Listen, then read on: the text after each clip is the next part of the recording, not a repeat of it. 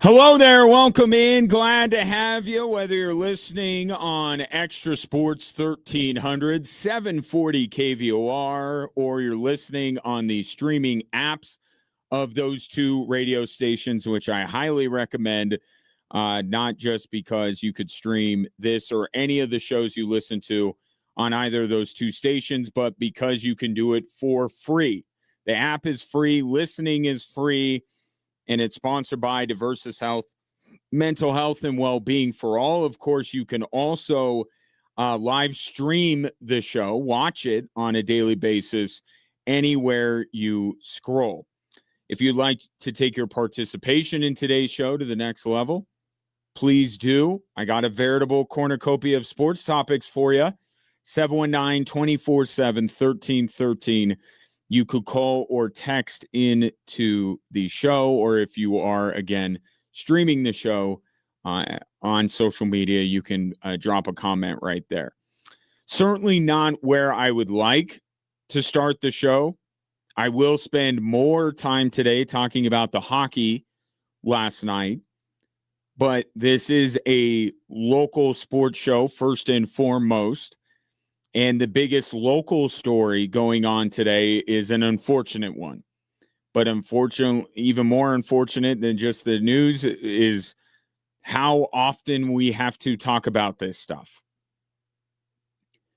Broncos linebacker Jonathon Cooper was arrested on allegations of domestic violence. I want to make sure I have this all correct, because while I am not a lawyer, or this is not a court or anything like that, I just want to make sure that I'm phrasing everything right. It were charges of domestic violence and criminal mischief.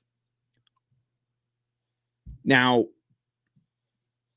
the incident itself was one that we unfortunately see far too often. It was Jonathon Cooper and his girlfriend, and the girlfriend apparently was accusing him of cheating. She wanted to see his phone. He didn't want her to see the phone, and things certainly escalated from there. Now, I want to be careful because I hate to, do varying degrees of this and say, if Jonathon Cooper were to have done this, it is worse. Now, that could be true, but we're still talking about an NFL player being arrested on these charges. But he was, this from the Gazette, was booked into the Douglas County Jail early this morning, faces 2 charges of domestic violence and 1 charge of criminal mischief. He was supposed to appear in court this morning. It happened at 11:15 last night.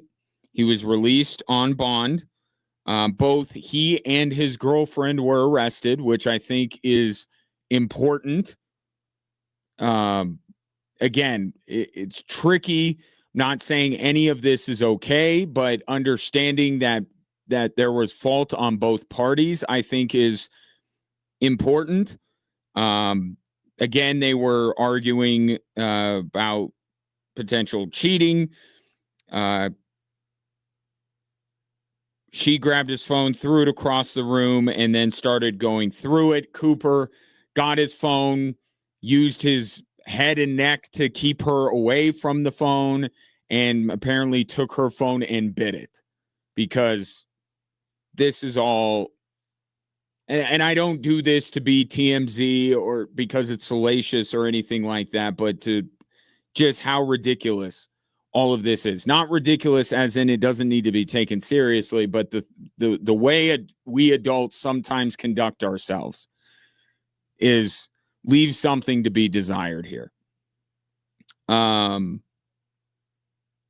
So the Broncos, I think that's really where the focus is for you and I, because the judicial system will play itself out on whether he's ultimately, charged with all of this stuff. What does it mean in terms of any potential jail time and all of that kind of stuff.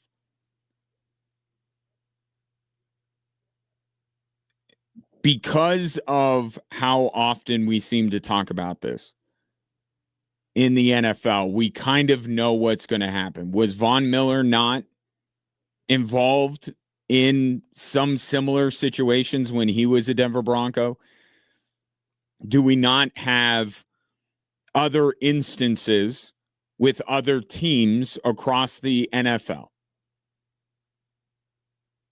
As sad as this may be to some to hear, it really just depends on a threshold that the team itself has, right? Because I'm seeing a lot of stuff on social media about, well, you got to cut him. Right? And I'm not disagreeing with people that say that. I've said certainly with the Kansas City Chiefs and some of the things I'm saying right now that the Chiefs, not the exact same necessarily, but with Rashee Rice, I'm saying that the Chiefs should cut him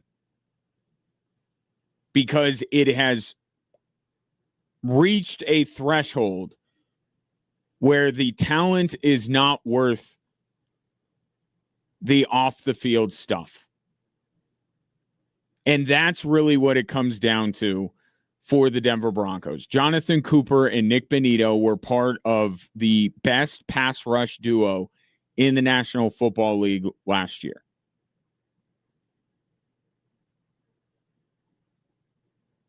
If what is being stated, and a lot of this stuff is from police reports. In fact, there was one report by one of the officers that said that he didn't believe that it rose to the level of domestic violence, and there was a lot of he said, she said kind of stuff going on. But whatever this is, whatever happened, whatever the legal system decides when it comes to Jonathon Cooper, it comes down to, for professional teams, seems like the NFL more than other leagues, but that could be just because of the sheer number of players that are in that league. But it's ultimately just, is this stuff, or does it trump or overshadow what Jonathon Cooper does as a player for the Denver Broncos? And again, it's tricky to, rank things, and this is worse than this, and it's not my favorite thing to do. But if what I have read today is true, there are many other professional football players that did not get cut from their teams for things that were worse than what Jonathon Cooper is being accused of. Not saying what Jonathon Cooper is being accused of is nothing. It is something. It is a big something. Anytime there is at least enough to be charged with domestic violence, that's a big deal. But we know a lot of the details of some of these other situations. And if I'm using that as a guide, I'm not seeing that this rises to the level of the Denver Broncos considering cutting him.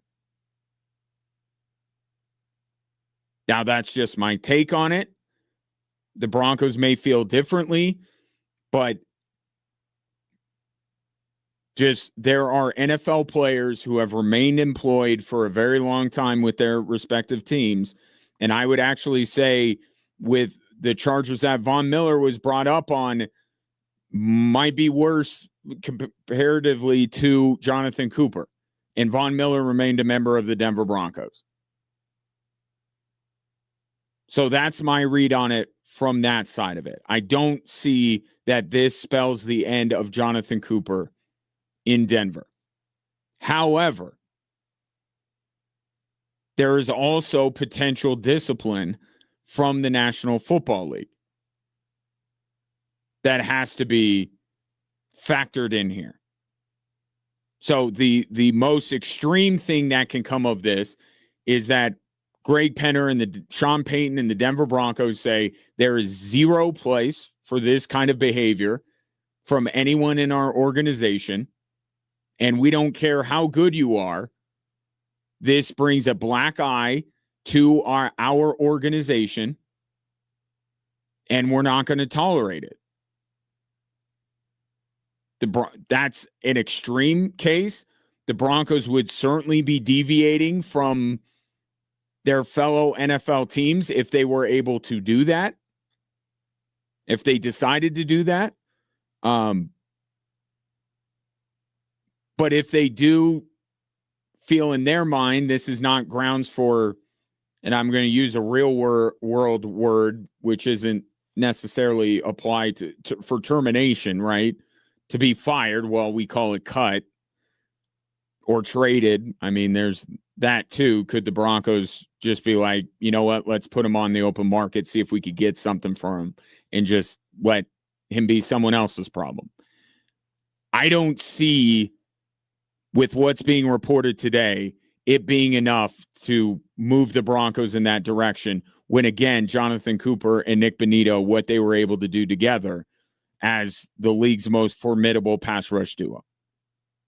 And I don't rope in Nick Bonitto with it because that confuses things. Jonathon Cooper on his own, incredibly productive player, one of the most efficient pass rushers in the National Football League. Really good player. Does what he is accused of overshadow all that to the point that the Broncos decide they don't want him on the team anymore? I don't see that happening. But could the NFL come down with a suspension? And even that's hard to gauge because the NFL will wait a very long time to suspend somebody. It seems like they're kind of figuring it out as they go on what they don't really have a standard suspension. So I don't know what that would look like. But if the NFL does come down and say, Jonathon Cooper, you are suspended for any number of games, that is obviously impactful to the Denver Broncos, especially when you consider how difficult their early season schedule already looks.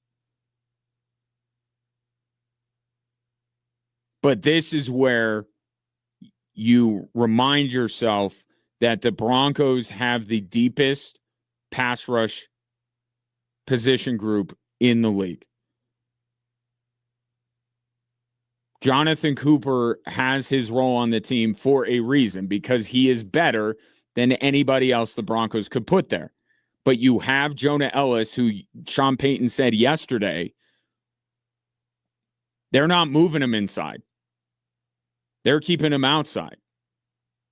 So he's going to be in that rotation with Cooper and Bonitto. But now this would be where Jonah Ellis, perhaps the first however many games of the season, gets a chance to really shine and showcase the progress he's made. But you know, if you've listened to the show, you know how I feel about Jonah Ellis.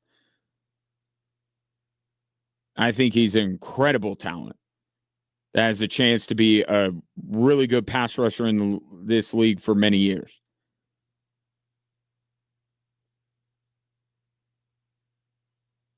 So is he right now better than Jonathon Cooper? I can't say that, but you could do a lot worse than Jonah Ellis filling in for 2 games, 3 games, 4 games. And also with the depth they have at that position, Jonah Ellis specifically, does that move the Broncos in a direction where, you know what, we have depth here. We don't want this distraction. We don't want this behavior to be, tolerated by our organization.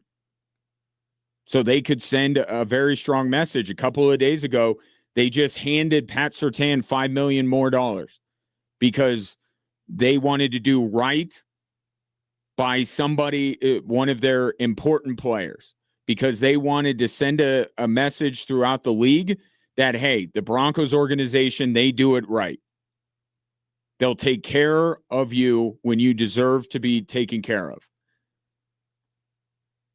Cutting Jonathan Cooper may not be viewed that way across the league from other players. They may say, man, I don't want to play for, if I ever run afoul of the law, I'm going to be on the first plane out of Denver.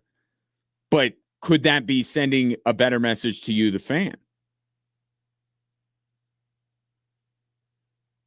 So we're really early on this. Again, this all went down late last night, early this morning. Jonathan Cooper and his girlfriend arrested. Cooper brought up on domestic violence and criminal mischief charges. I think the criminal mischief has to do with him biting and damaging his girlfriend's phone. We'll see where it goes. But following the league for as long as I have, and I think you've followed it long enough to know as well, in the pantheon of bad things done by NFL players, this may not be near the top of the list. And the players that have done worse have remained employed, have remained on their teams. And this is not me co-signing that as a good thing or anything like that. I'm just saying what past history tells me about the way that NFL teams handle these kind of situations. It tells me Jonathan Cooper will be a member of the Denver Broncos, that this will not rise to the level of him getting cut. But there is a real chance that Jonathan Cooper will be suspended by the NFL. And what the Broncos do to compensate for that, well, I just laid it out. They're not in a terrible spot. So we'll see how this story, my old newsman phrase, continues to unfold. But just an incredibly unfortunate situation, and you continuously wonder why people, especially people in the public eye, act the way that they do, and you wish that they would not find themselves in these situations and not find themselves in jail. But unfortunately, it does happen quite a bit. I'll take your thoughts on it. 719-247-1313. Get that out of the way and move forward with the hockey, although I can't even talk about the game, can I? Not to start. That's not what everyone's talking about today. We'll talk officiating, goal, everyone's favorite, goaltender interference. Reignite the debate. That's next.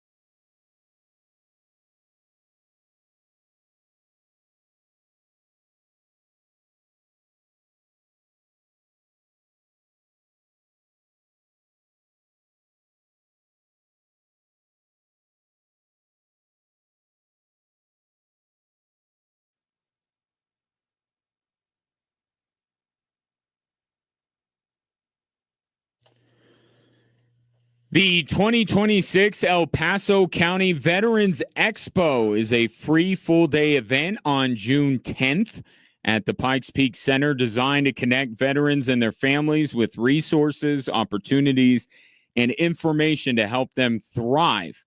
For more information, go to elpasoco.com/veterans-expo, or, just Google El Paso County Veterans Expo. But just know it is a free full-day event, Pikes Peak Center, on June 10th. Keep that information tucked away, and make sure, if you're a veteran, if you're a family member of a veteran or a friend, I think this is a great event that the county is putting on, and I hope people take full advantage of it. So June 10th, which is Wednesday, at the Pikes Peak Center, free, and it's all day long. I'll keep reminding you, don't worry. So last night, the Carolina Hurricanes, thank goodness we have a series. It was getting a little worrisome there. And this is not, I hope Vegas loses. Vegas winning would not be my preferred outcome of the Stanley Cup final. I'll at least say that much. But what I want more than anything else is a long, compelling series. So it's good that we have a real series here. It's tied at 1-1, going to Vegas now. And I will talk about the game in its entirety, because I think the Logan Stankoven goal is not only in the practical sense massive for Carolina, but I think it is symbolic of something, and I think it certainly propelled Carolina to that win last night, and it could propel them to even more success as this series goes along. But what everybody is talking about, of course, is the goal that was disallowed when the score was 2-2. Vegas thought they had taken the lead. Referee says no. Review backs up the referee, and John Tortorella is very upset. Carolina scores on the ensuing power play. Mark Stone ties it late, but then they go to overtime and Carolina wins. But that sequence reminded me of the goal that Buffalo scored, or thought they scored, in Game 7 against Montreal in the Eastern Conference semifinal. Yeah. The referee blew the play dead too soon because he didn't see the puck. They could have reviewed it, but then they didn't. You can review that until the other Buffalo player came in and batted the puck into the back of the net. When he did that, the play is dead, cannot be reviewed.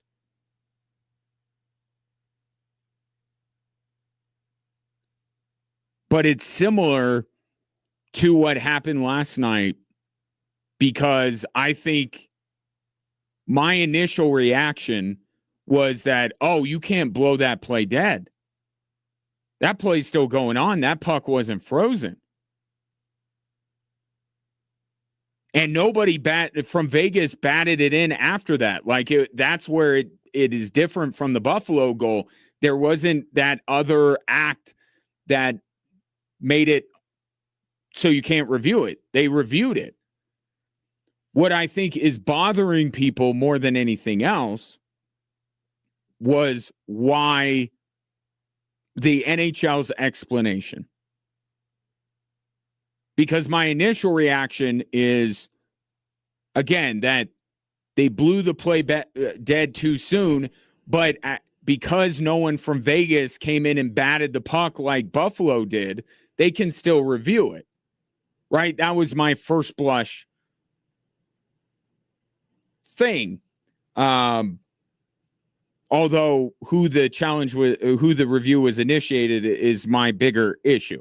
But the difference between the Buffalo goal and the Vegas goal is Vegas was called interference, right? They said Freddie Anderson was trying to freeze it, was freezing it. He was in the process of freezing the puck with his glove.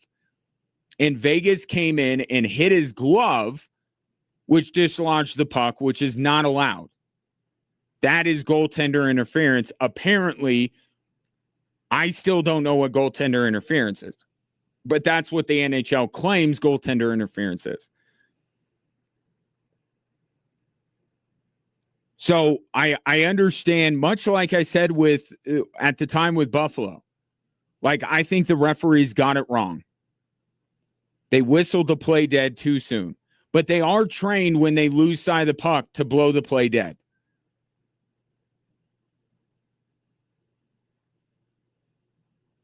Right? So I think people would be able to live with, they blew the play dead too soon if there was still the ability to review it, which there was. I think it's really difficult watching it over and over and over again to know for sure if there was that particular instance of goaltender interference. I think it's very difficult to tell. And we do this all the time, the screenshots. And then somebody else on Twitter throws out another screenshot moments later that makes it look completely the other way around. That I continue to argue that's not what replay review is supposed to be about. It's not supposed to be, it's supposed to give you another look at it. It's not that you're supposed to go down to the nanosecond and zoom in and zoom out and back up. You're just supposed to be able to get I don't like the entire premise. You know that. But I'm saying if we're going to allow replay review, there has to be a natural way to review plays. And one screenshot without context, freeze framing, slowing it down, all of that kind of stuff. I just feel like once you have to start doing that, then you should just side with the referees on the ice. And therein lies my bigger issue. It's not the call that was made. It's not that they whistled the play dead. My biggest issue is John Tortorella should have never challenged that for precisely what I said. It didn't just feel like, and I tweeted this out, like, why would you just give Carolina a power play? Because, and what I meant by that was they're not going to overturn that. There's no way. John Tortorella said last night after the game he would challenge it 10 out of 10 times. It should be 9 out of 10, John, because this is a moment that you don't do that. And people argue, well, you know, they trusted their penalty kill against a Carolina power play that hadn't done well. You got to live in the moment a little bit here. In this situation, I think you have to live in the moment. And here's the moment that was going on. You led the vast majority of the hockey game. All of a sudden, within a 2-minute stretch, Carolina bang, bang, ties it up. Okay, that barn was on fire. The Carolina Hurricanes were flying around.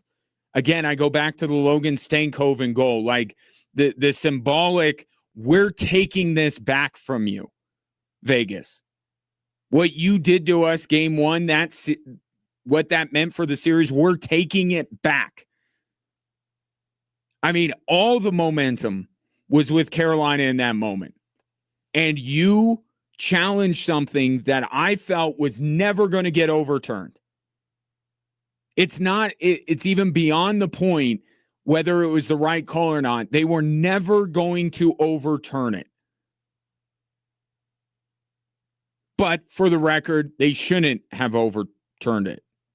So I actually agree with the result of what happened. But you don't challenge that. because you're asking for trouble. The building got louder. The Carolina Hurricanes got more confident, more momentum. You handed them a momentum perpetuator by challenging something that you had to know in your right mind was not going to be overturned. And John Tortorella for taking a risk, and I get it. It's Vegas, roll the dice, John Tortorella, devil may care, all this kind of stuff. Like the best example is Dan Campbell. We all love Dan Campbell. We all love going for it on fourth down. How many times has it burned the Detroit Lions? There are exceptions to every rule. And it's based on situation. And in that situation, you do not risk giving Carolina a power play. And they were quite fortunate that Mark Stone bailed them out at the end of the game, or end of regulation, I should say. Ultimately, Carolina wins. So I guess I'm not saying I don't see I don't understand where John Tortorella is coming from. I do. And I understand his frustration. I understand frustration of Vegas fans. But in that moment, without knowing that Mark Stone was going to bail you out and tie the game going into overtime, I just don't think you challenge that call. And I love that the NHL punishes you for being unsuccessful challenging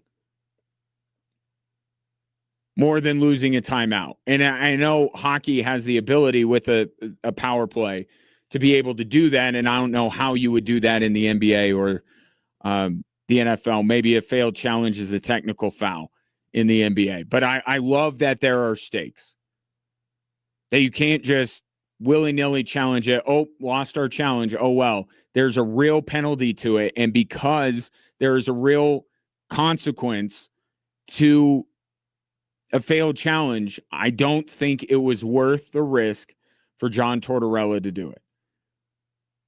And people can argue in retrospect, look, Vegas is still 1-1, right? Job done. I hate that kind of thinking because, what if Carolina goes into Vegas and wins the next two games? Which could happen. And now you're down 3-1 instead of being tied at 2 games apiece. Like, you have to make the best decision in the moment, and I just don't think John Tortorella did. I understand all the different factors that he was weighing, but I just think ultimately you line up the pros and the cons and you say no. Because of course they scored on the power play after. Like, of course they did. It was a bad challenge. Carolina had all the momentum going. Of course they ended up scoring on the power play. I don't think it was the right idea from John Tortorella. Take your thoughts on it. 719-247-1313. We will talk about the hockey game itself because it was phenomenal. Another good one. Hopefully the NBA Finals tonight deliver as well. We'll take a break, come back, have more Drive Time Sports right after this.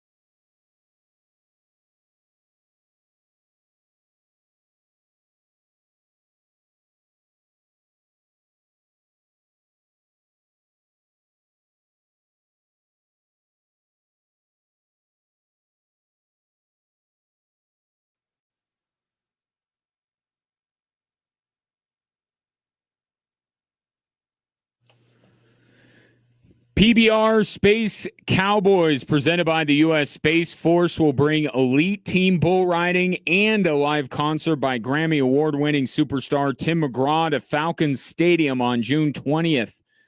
Get your tickets, extrasports1300.com or kvor.com. We got a graphic right there on the front page of each of those websites that you can click on and go right to where you buy the tickets. It's starting to be like in sports, the opening of basketball. Overall, not a great movie. I think, like many things that the South Park creators did, I found it funnier when I was at a different age. And if I watch the same things, like I've seen South Park a few times, I don't find it quite as funny as I used to. But anyway, opening basketball, something I still find funny to this day, where they're highlighting the teams moving to all of these different places. And they say the Minneapolis Lakers moved to LA where there are no lakes. And the line that always cracks me up is, and the New Orleans Jazz moved to Utah where they don't allow music. And please, if you're from Salt Lake City or Utah, please understand it's all in good humor. Salt Lake City is easily one of my favorite cities in America. Love going to Salt Lake City. So I have nothing against Salt Lake City or Utah. I just think that's a really funny line for obvious reasons, and you got to get a good chuckle out of it. But now we're in a situation where, among others, the LA Rams don't play in LA. The Dallas Cowboys don't play in Dallas. Now the Dallas Stars will be in Plano, and the Chicago Bears will be in Hammond. Now, Hammond, which I really hadn't heard of until this whole Chicago Bears thing came up a while back, it is known, I think, for two things. And see if I'm getting this right, if you're familiar with Hammond, Indiana. One is that it's not Chicago. Right? Hammond is not Chicago, last time I checked.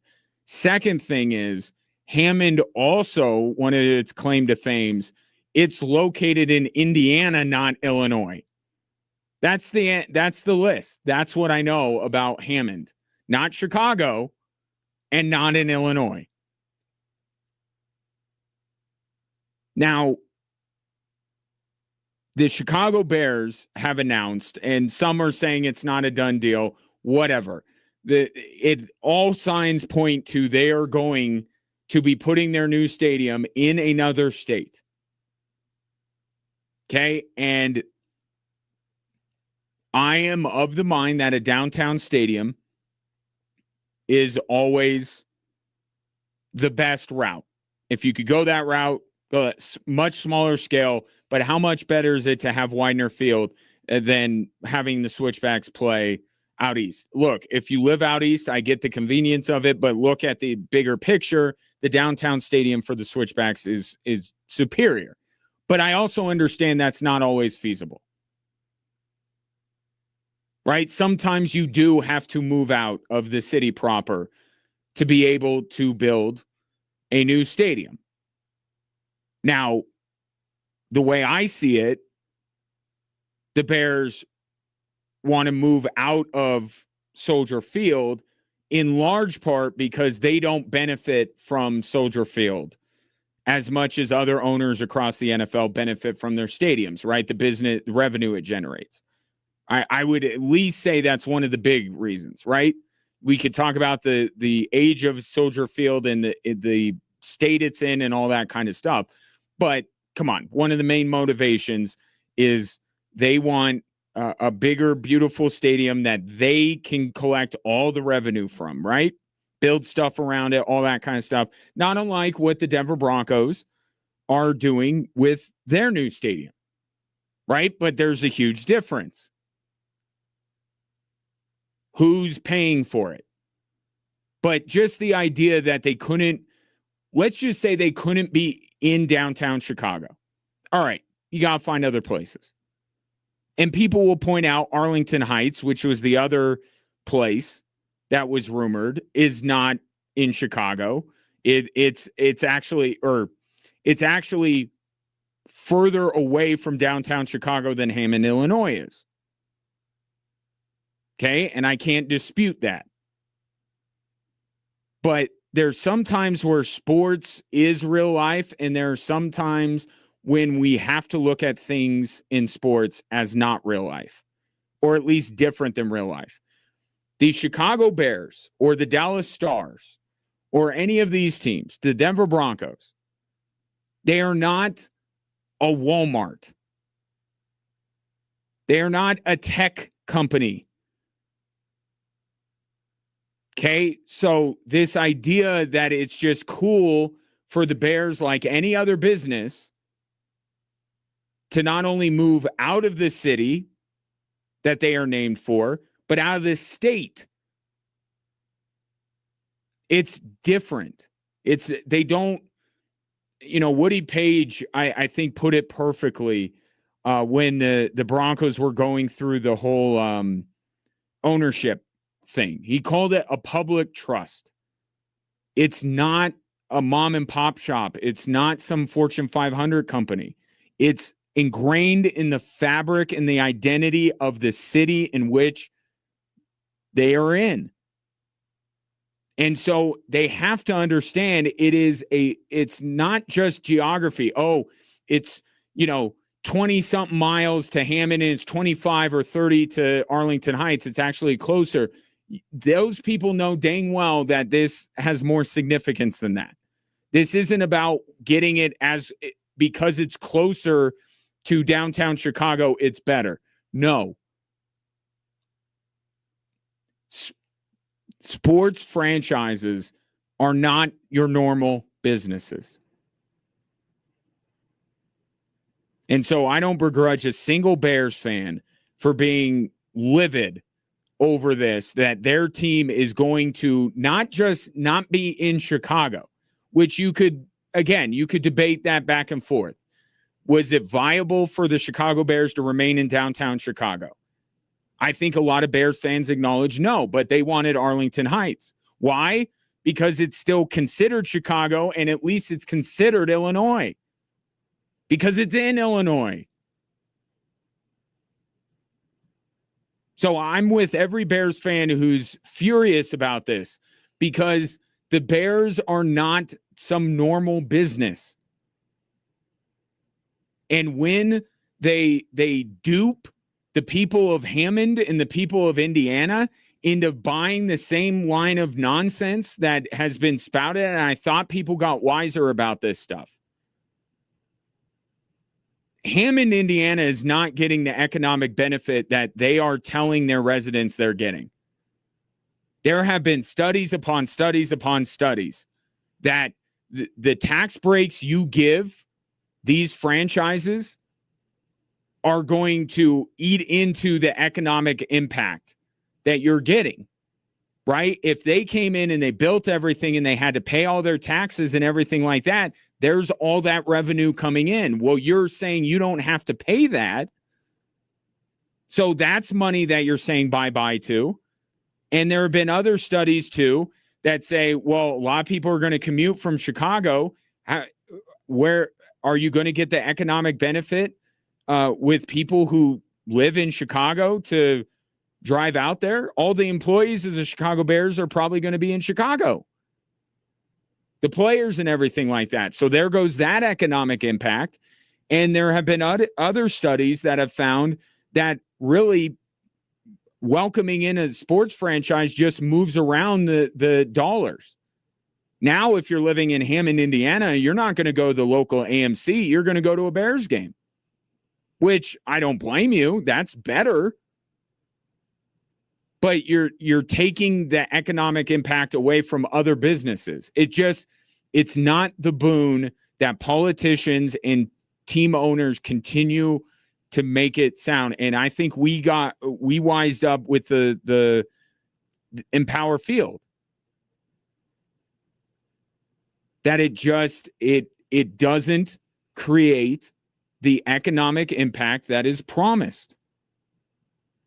But the Bears are doing it because they're going to be able to reap almost all the benefits from it. And they're going to do it in a different state.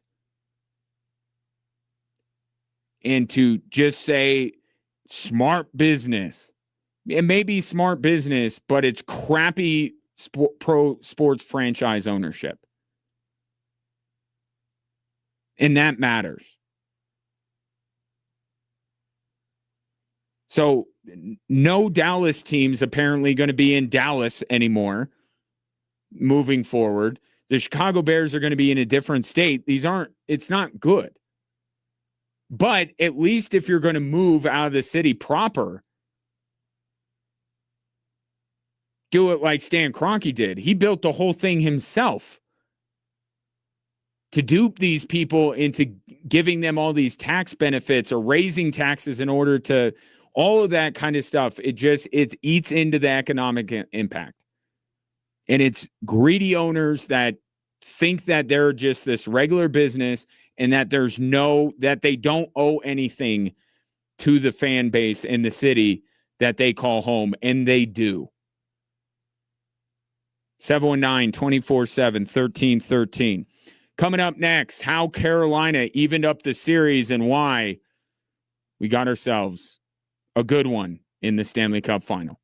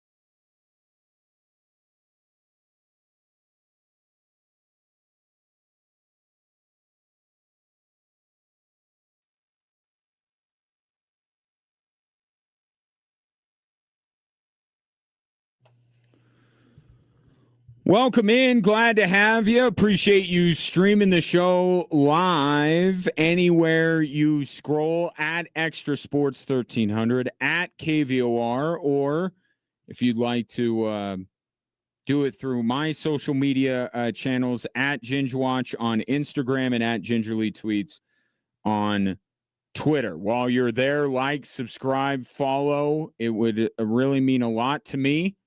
And it would help me garner the respect of my children, because that's how they measure respect in their generation. So just keep that in mind. But most importantly, drop a comment, because this is an interactive experience. You can also call or text into the show at 719-247-1313. We will get back into the conversation surrounding Jonathon Cooper of the Denver Broncos, who is arrested and charged with domestic violence. I'll just give you what it was reported. It was a argument or altercation that he had with his girlfriend over cheating allegations. Phones were involved, and the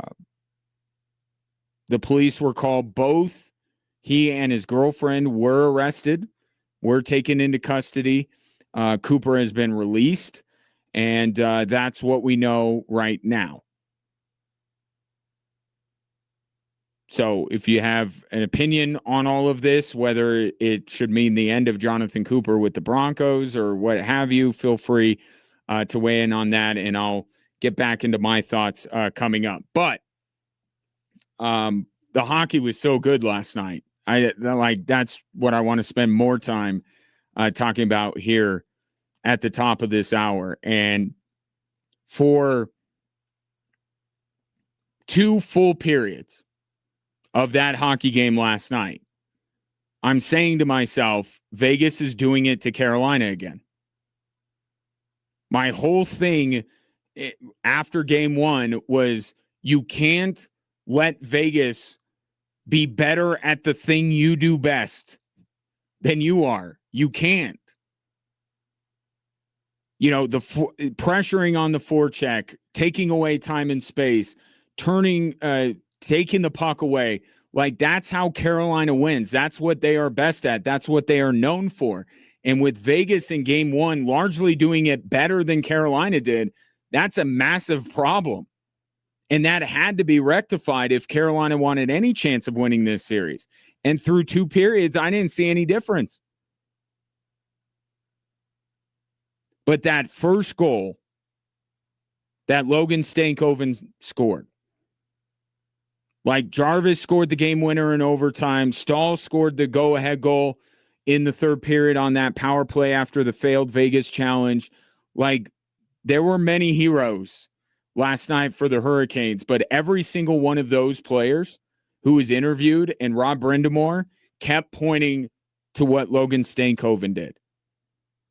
And it was important, and it wasn't just important because it was the first goal, right? To build the momentum, to get them on the board. The way that Logan Stankoven scored that goal, I think, is more important than the fact that he got Carolina on the board. Because he goes down on the end boards and just rips the puck away from Rasmus Andersson. That tussle in Carolina, to me, is symbolic of Carolina wrestling this series back from Vegas.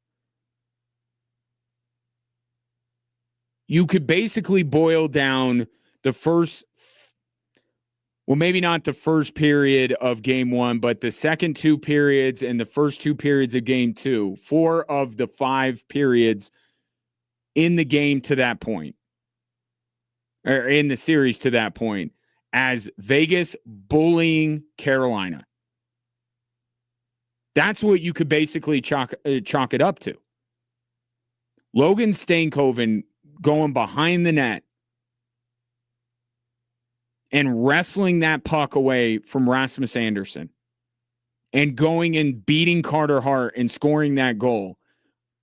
The way he did it was more important than the fact if that shot would have been a snipe from the blue line or from the OV office, or it would have been a junky goal around the goal mouth, like put it on a rebound, it wouldn't have carried the same weight. And I don't know if Carolina gets the boost, the spark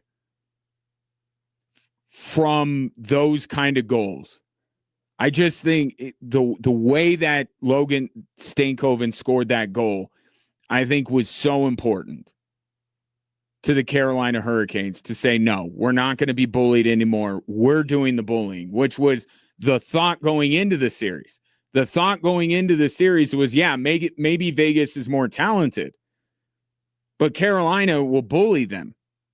If you were picking Carolina, I think that in large part was your justification for taking them. You know, Vegas with Mitch Marner and Jack Eichel and Brett Howden, who, I mean, what a story he's been for the Vegas Golden Knights. But you may say that Vegas is the more talented team. But Carolina, man, they're gritty. They'll light you up on the forecheck. They take away time and space. They will be smothering the Vegas Golden Knights all series long. They'll be bullying them. And game one started that way. Right? The goal that Nikolai Ehlers scored was kind of similar to what Logan Stankoven did. Not as physical of a tussle, but it was still Ehlers going up to Shea Theodore and saying, mine, and then going down and scoring the goal. That's the tone that Carolina set, and then it went away. And it went away when Shea Theodore scored the late goal in the first period of game one. And that was kind of the momentum shifter for Vegas, and then they got to their game a little bit more, and they were able to kind of bully Carolina the rest of the way, even though in the end it looked like a very close game, 5-4, but it just felt like Vegas had taken the identity of Carolina and saying, no, that's us. You got to find your own thing because we do that. Well, can we be the more talented team? No, that's us still. We have Jack Eichel and Mitch Marner. But Logan Stankoven wrestling that puck away and scoring that first goal just ignited Carolina. And that building was a madhouse after that. They get the second goal, and then the whole thing with the replay review happened. And again, if you didn't hear me in the first hour, I don't think if you're John Tortorella, you challenge that. I don't think there was any way they were going to overturn it. You may be dissatisfied with their explanation as to why, but I knew it when the challenge happened. I said, this is not the time. This is not the time because Carolina has all the momentum and they're never going to overturn it, and you're going to hand them a power play.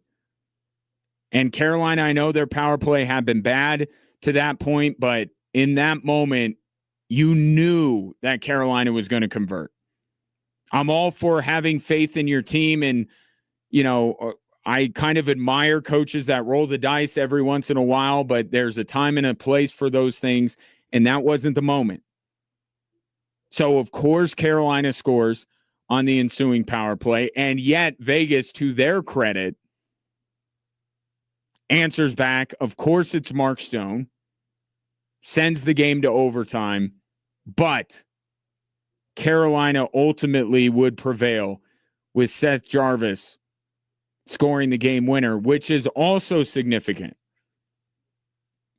And I know Sean McDonough is getting a lot of hate from hockey fans. I don't get it. I think Sean McDonough is really good.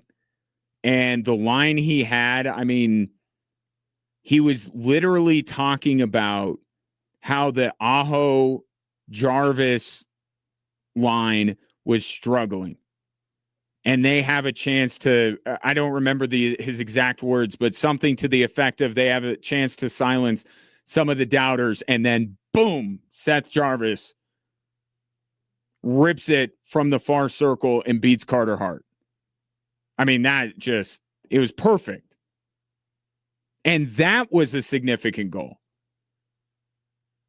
Right? Because I've been over the last couple of days so fixated on the fact that Vegas basically stole the identity of the Carolina Hurricanes in game one that I didn't even really have time to get to the fact that the best players for Carolina, not just in game one, but even going back to the Montreal series, weren't their best players, which is something that's vitally important if you're going to win a championship of any kind, is that you need your best players to be your best players. And Jarvis and Aho, we saw Rod Brindamore change it up early on and put Taylor Hall with Aho and Jarvis to try to ignite it. But the Stankoven goal, and it's big for Stankoven too. It's not like he's been lining it up over the last few games.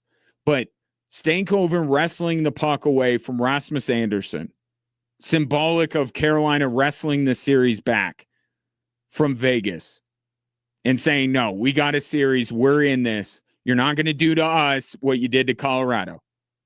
Sorry if that strikes a nerve, but let's call it what it is. Vegas dominated Colorado, and they didn't have it to be able to battle back. Carolina, to their credit, did.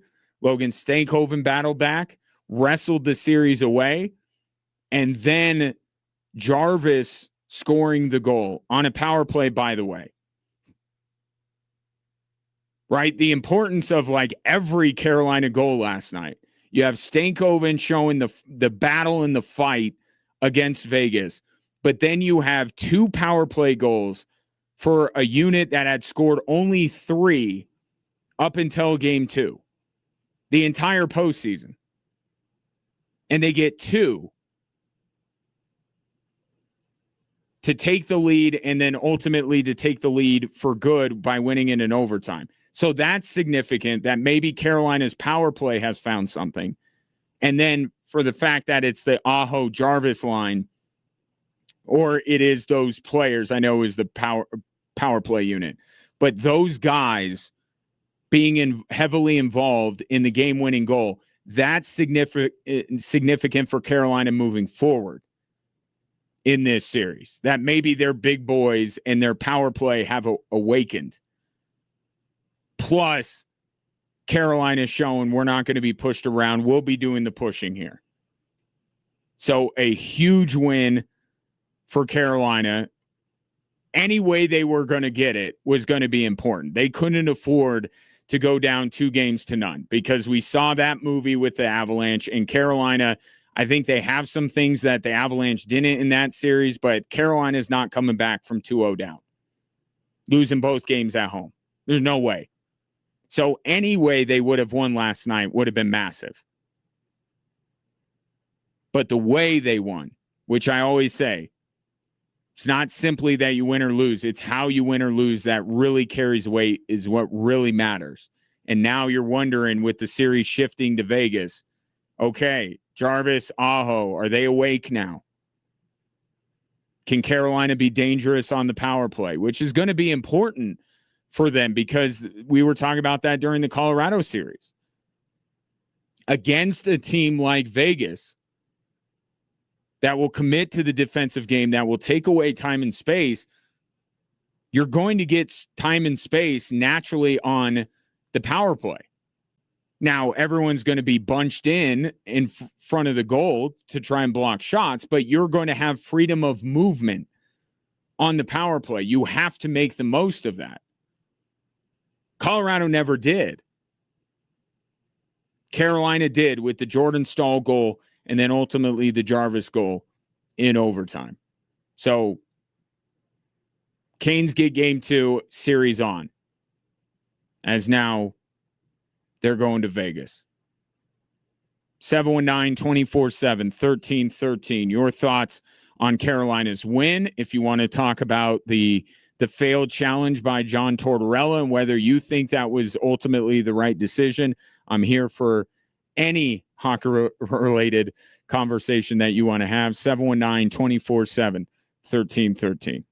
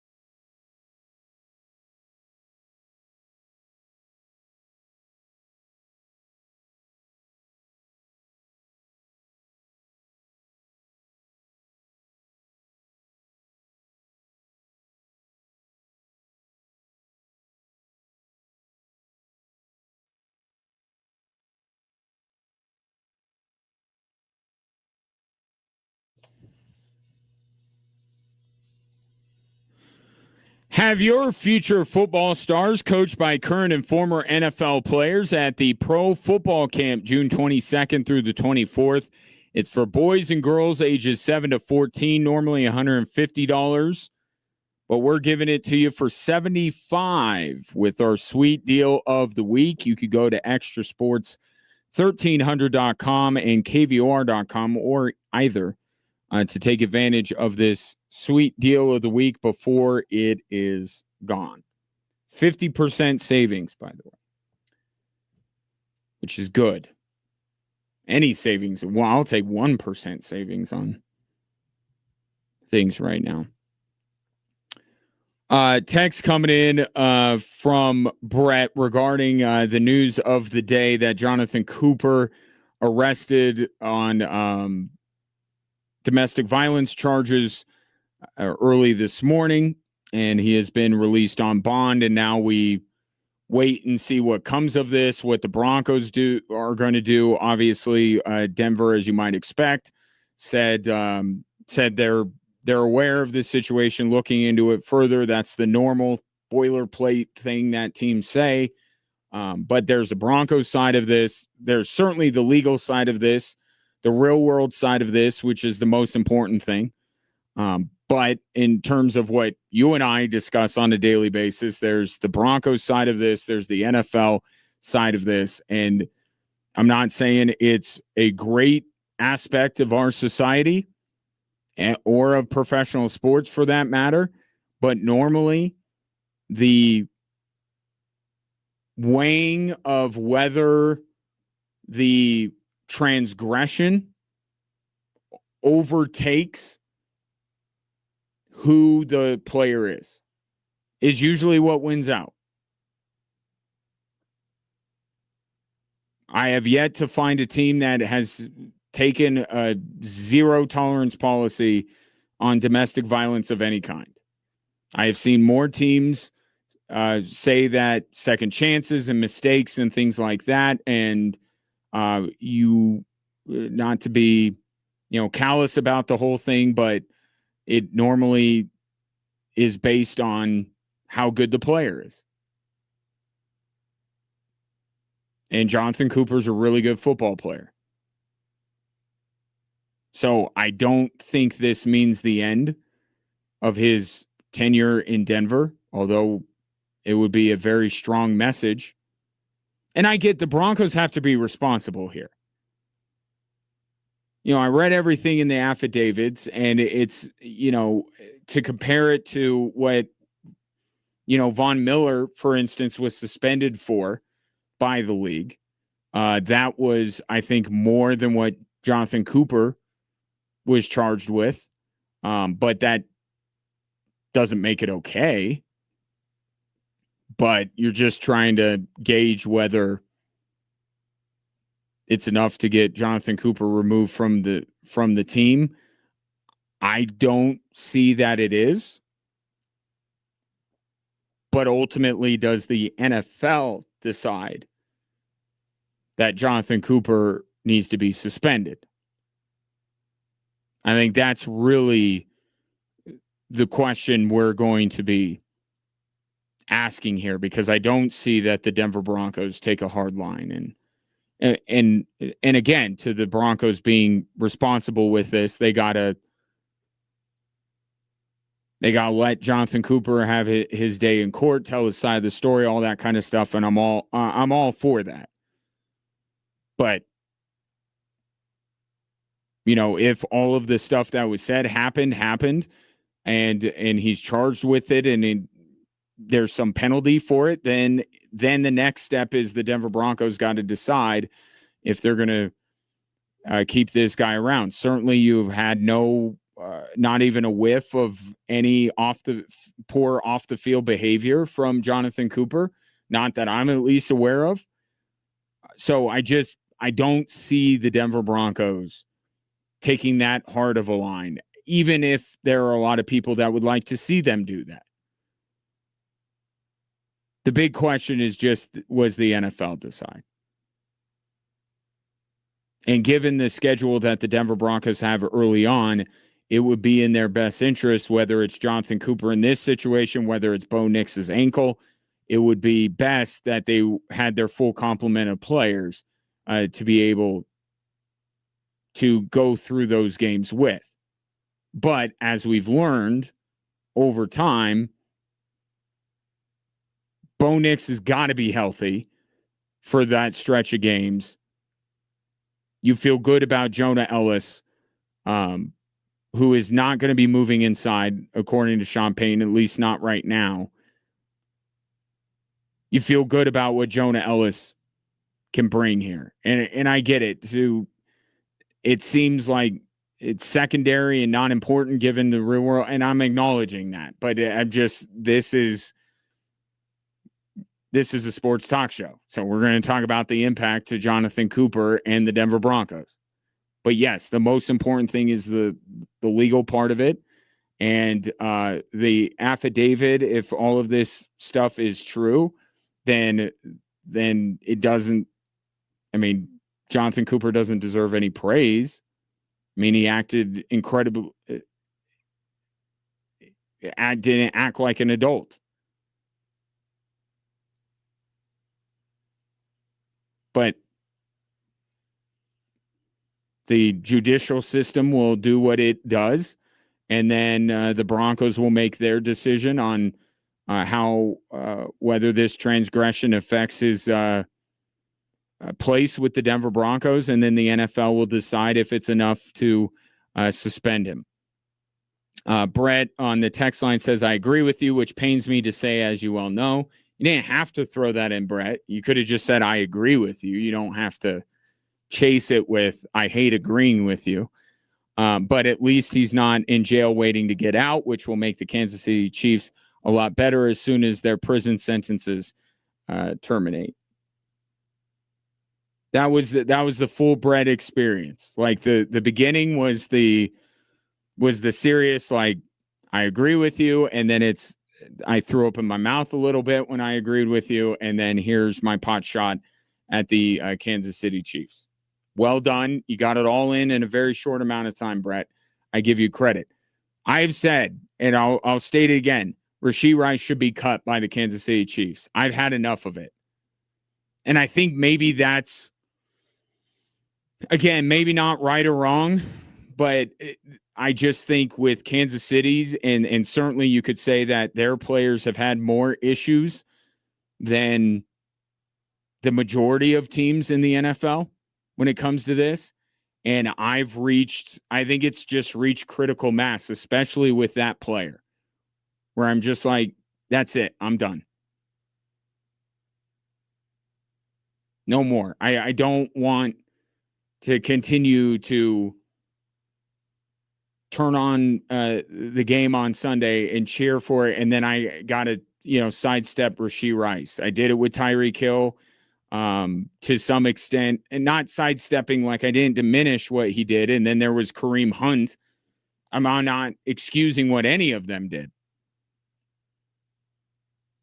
But as a fan, you say you try. It's almost like in the music industry, separating the art from the artist.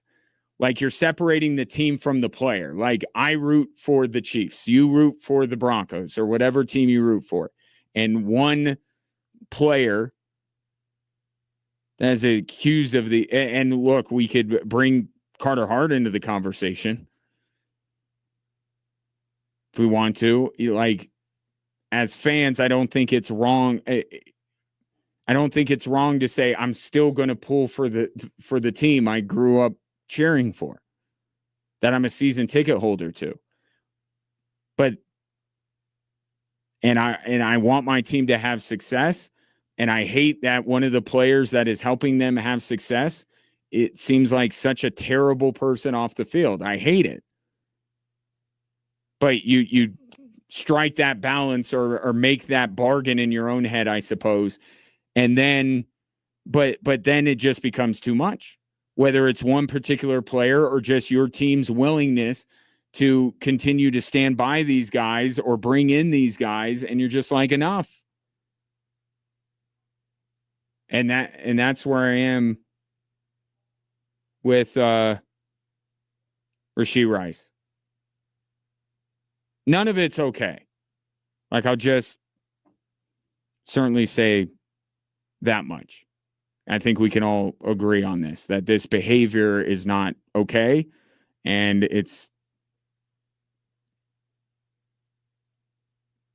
but does it rise to the level of having to lose your job? That's a different conversation altogether. 719-247-1313. Back after this.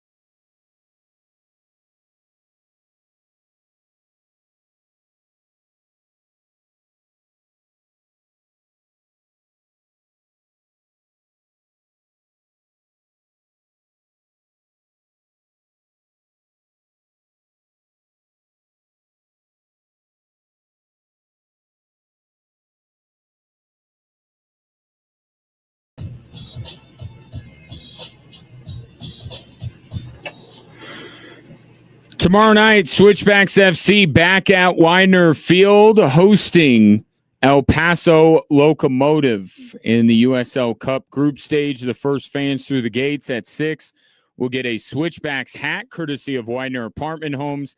Kickoff is at 7. Fireworks to follow. Get your tickets at switchbacksfc.com. Speaking of, so the situation for the Switchbacks is as follows. If they win outright after 90 minutes of soccer, they're through to the knockout round of the USL Cup, and the path is narrow. You know, we're getting ready to have the World Cup here in a week or so, and there are a lot of teams, and quite a few teams are going to be able to get out to the next round. With the USL Cup, you basically got to win your group. If you don't win your group, then you're up against the second place team in every other group to get one wild card spot. So if you want to ensure safe passage, you should probably win your group. Switchbacks can do that if they beat El Paso. Now, the way it's being written on the league website today, it said win in 90 minutes. And yeah, but I would still, by my math, and I'll double check and triple check it before I go on the air tomorrow night. But I believe if they win at all, having already downed New Mexico and Phoenix, and will ultimately take more points than El Paso, I believe if they win in any form or fashion, they're through. But yes, the cleanest, easiest way to go is just to win the match in the allotted 90 minutes and not have to go to penalties and all of this kind of stuff that comes into play in these kind of tournaments, as unfortunately we found out. Well, fortunately and unfortunately, because fortunately it was the Spokane Velocity match in the U.S. Open Cup went to penalties. Switchbacks won that. Penalties up in Commerce City for the Rapids, and the Switchbacks weren't able to win there. But I believe a win of any kind will put the Switchbacks through. But just to be sure, Alan McCann's boys should just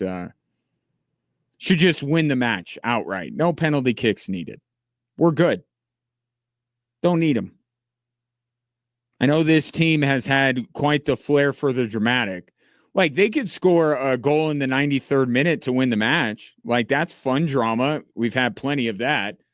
Don't know that we need the drama of penalty kicks. If the boys are listening, just don't need it.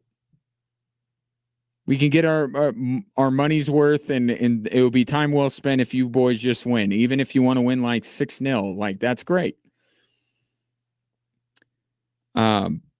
Two teams did meet earlier this season and drew, so take that for what it's worth. Obviously, much has changed for both of these clubs, and it would be a matchup of two of the best strikers in the league. Now that, and I got to give a shout to team president Brad Estes, who I figured out today was the guy that I asked Alan, like, did you call? He's like, nope, I had nothing to do with it.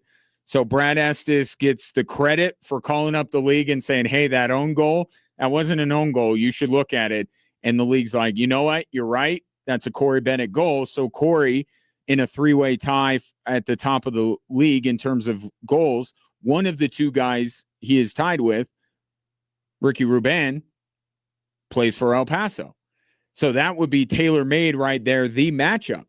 However, Corey Bennett has been called up by the Jamaican national team. And speaking with Alan McCann earlier today out at training, there was no part of Alan McCann that was disappointed that he was losing his leading goal scorer and his prize striker. That was not at all on his mind. He was just thrilled that Corey is getting this opportunity to get called up by the Jamaican national team. And what an honor. And Alan McCann has been consistent in that, whether it's Duke LaCroix, who's now playing for Haiti in the World Cup, sticking up for. He actually went the other way and has campaigned for Garvin Matusla to join Duke on the Haitian national team. He thought Garvin was hard done by not being chosen. So he's actually lobbied and wanted more of his players to be away from the club and go play for their country, because it's the highest honor you can have, especially if your team like Haiti is in the World Cup. But even Corey getting called up by the Jamaican national team, long time coming, and Allen was just thrilled for him. But adjustments need to be made, yes? You got to account for it. And the next man up mentality, as cliche as that might be, the Switchbacks live it. I mean, the injuries that they've had, they still have, up until this past game, have not had Speedy Williams, one of their big acquisitions this offseason. He's been hurt, whether it's injuries, whether it's international. They've had Duke for 2 matches in all competitions. He played 1 league match, played against New Mexico in the USL Cup, and that's been it. He's played more for Haiti than he's played for the Switchbacks recently. But that's part of the deal.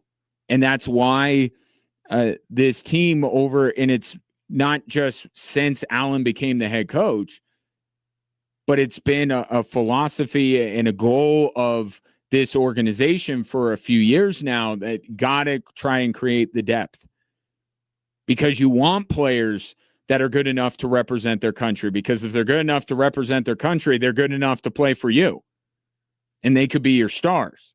So you want more of those players.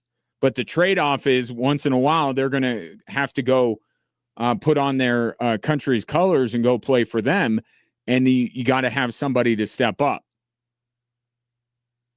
And I expect Juan Tejada to be that person tomorrow night, and for him to get the nod there, to be leading the line for these Switchbacks. But another sports cliche, it's going to take everybody. And the way that Saddam Masareka and Yosuke Hanya have played on the wings for the Switchbacks, it is not just, I mean, even as phenomenal a finish as it was from Corey against Oakland, and it was, how about the service in?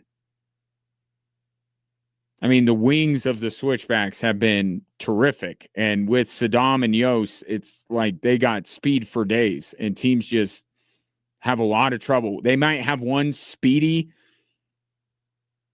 back out there to defend one of them.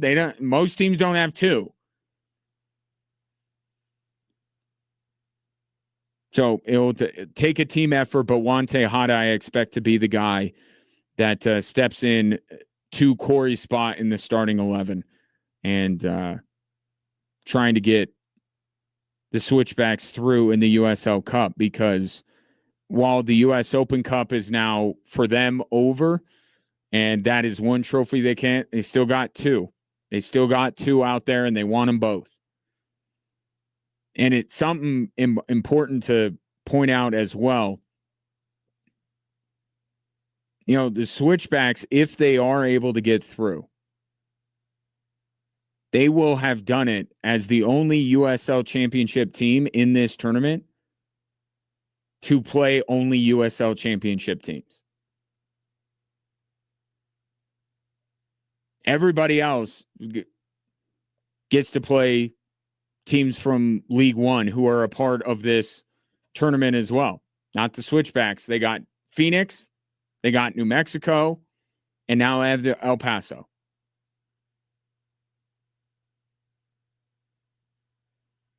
And look, we'll see how El Paso rotates their squad. I would expect, beyond Juan coming in for Corey, I would expect to see a couple other changes to the Switchbacks lineup as well.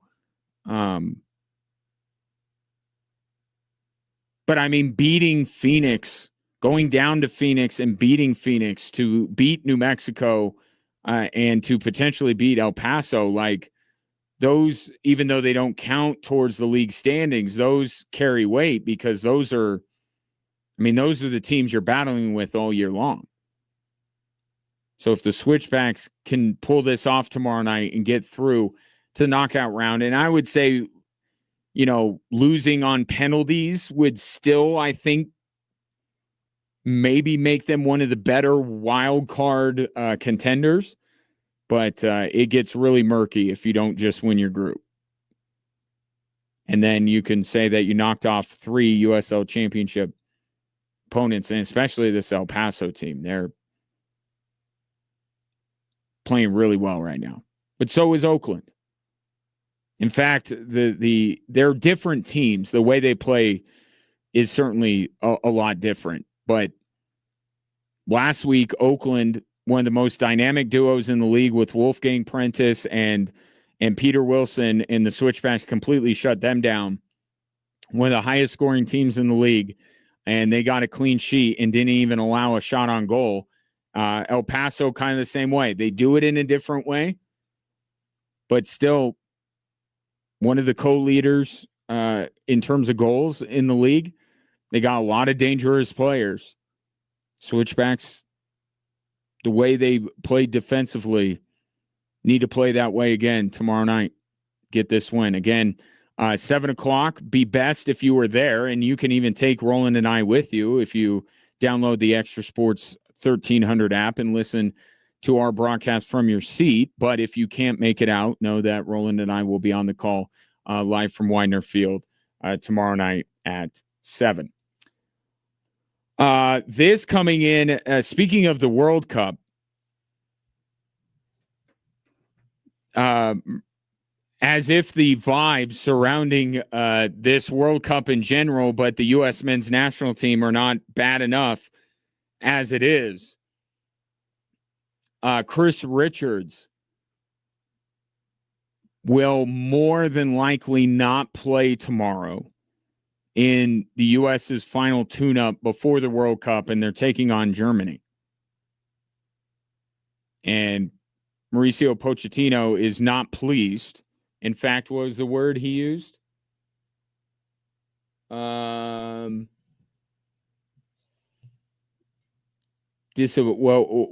was annoyed? That's the word. Annoyed because he feels like the club that Richards plays for was not being super transparent as to the severity of Richards' ankle injury.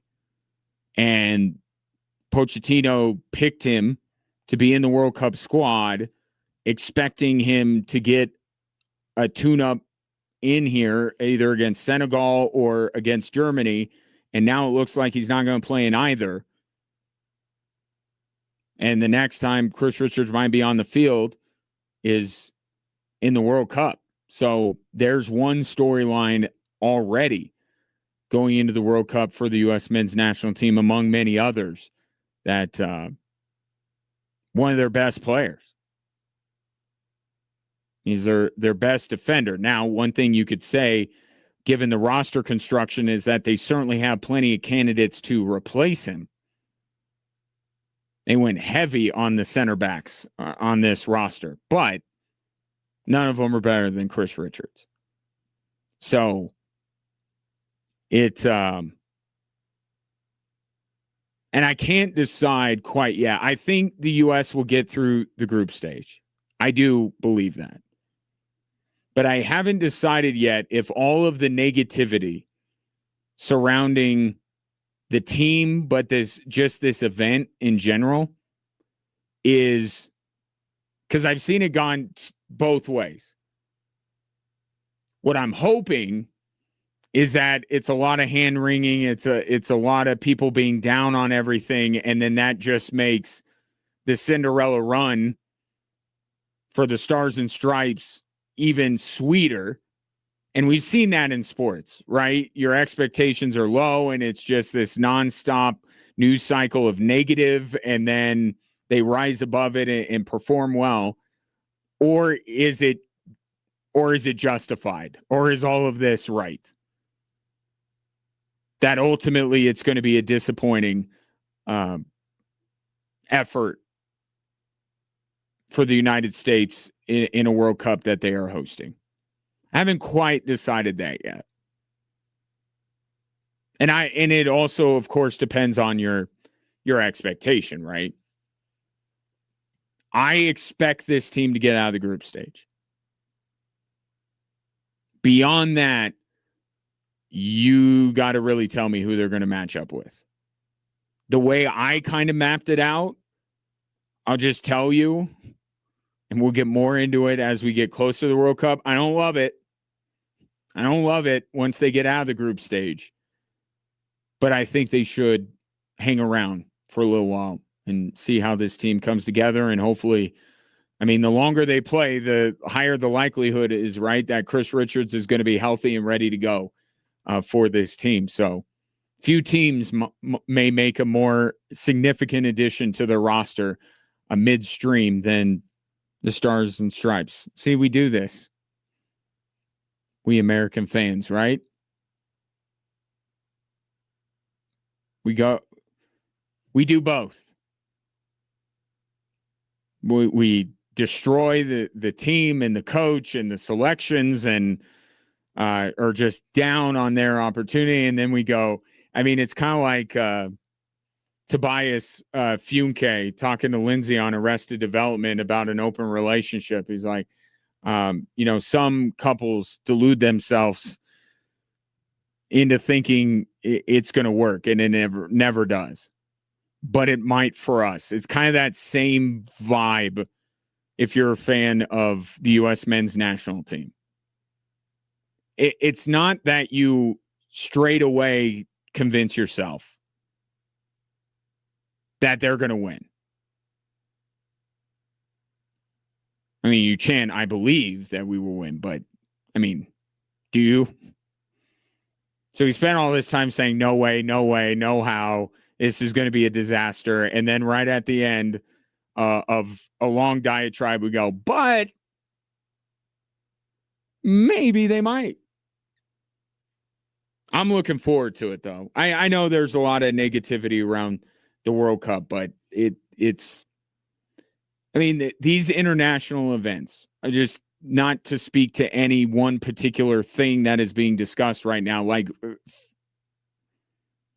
FIFA sucks. Like, we could just all agree on that aspect of it. But a lot of the geopolitical stuff, I'm not going to get into that. All I'm saying is, like, how many Olympics and World Cups have we had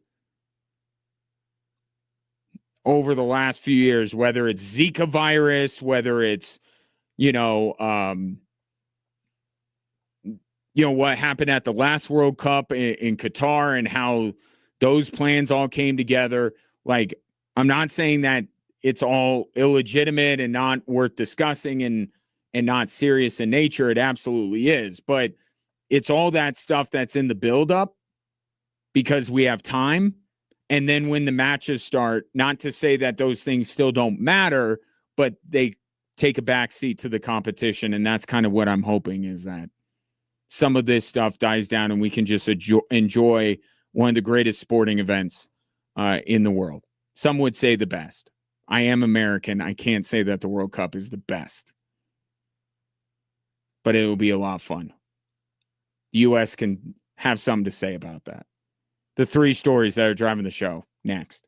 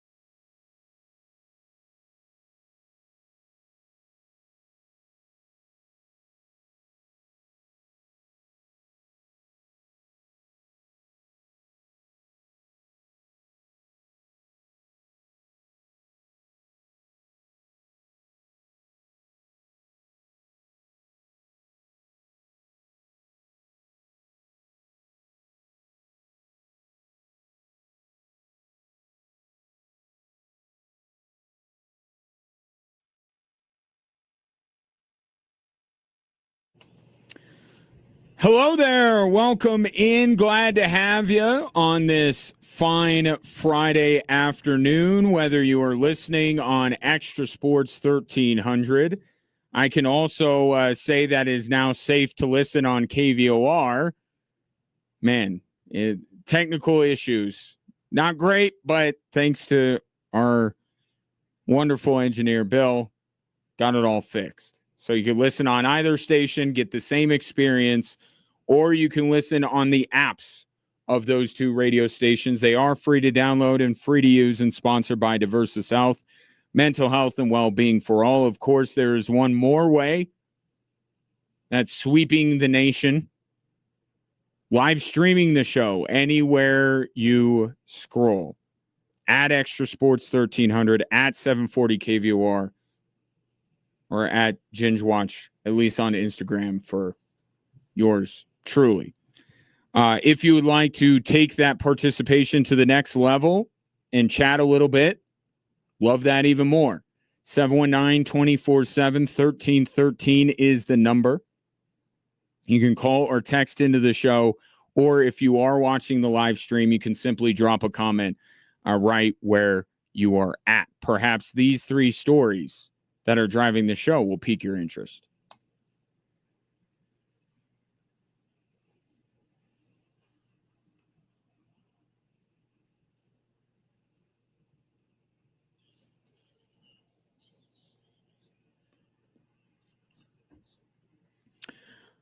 Story number one, we got ourselves a hockey series.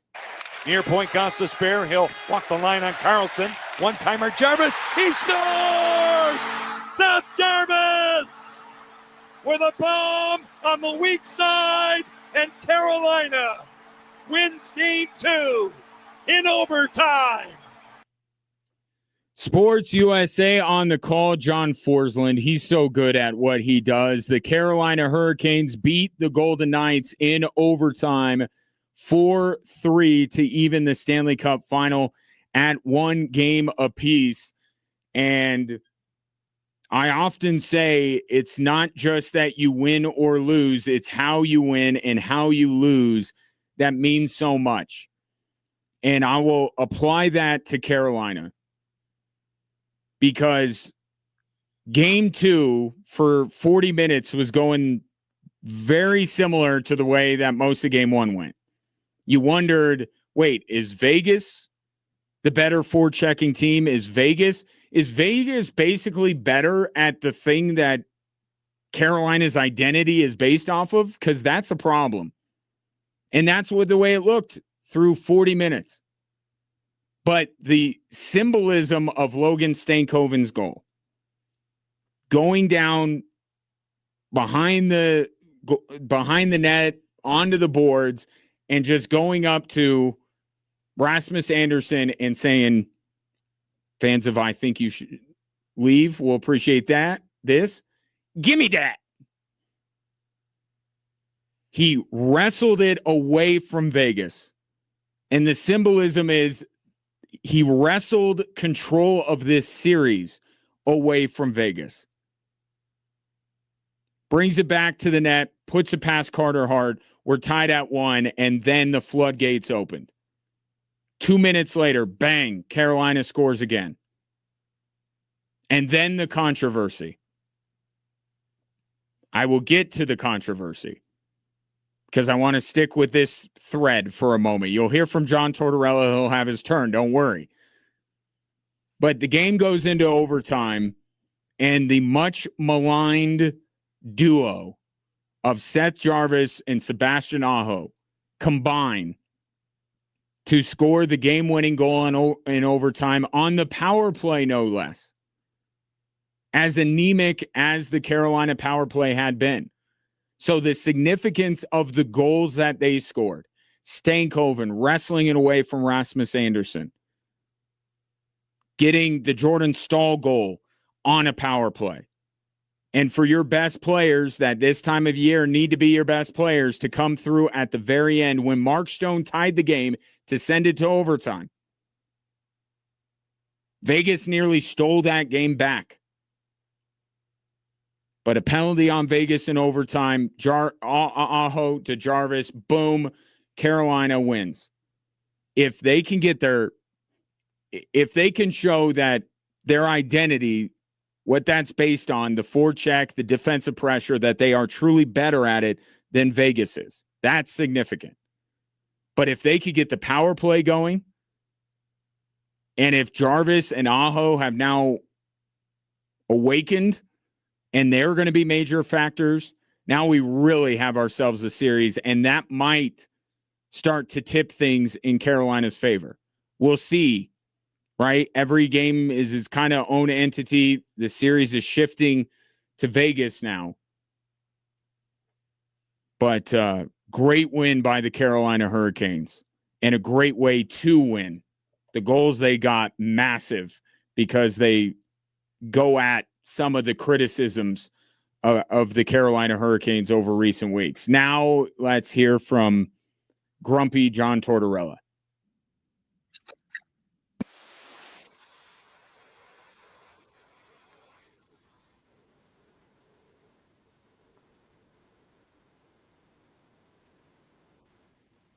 I really think we should feel that way 9 actions, John Tortorella. Because my problem, if you are unaware of what happened, John Tortorella kind of spelled it out there for you. But it was when the game was tied at 2. Vegas thought they had scored a goal. Referee said no. They reviewed it, and the call was upheld. The call being goaltender interference. And I watch it over and over again, like the Zapruder film, and back and to the left, and freeze it and start it again. I've seen all the angles. It is entirely possible that it was the wrong call. But you cannot tell me, based on the rules of replay, that there was enough evidence to overturn it, and I knew going into it. You did too. There's no way John Tortorella was going to win that challenge.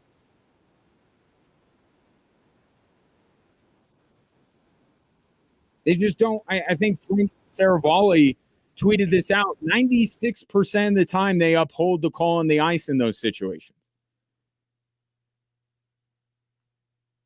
But it's that, but it's the bigger picture going on in the game. The Carolina Hurricanes are coming at you with everything they got. They're flying. They got newfound confidence. The barn is on fire there in Raleigh. You do not risk giving them a power play, which they essentially were handing them because there was no way that call was going to get overturned.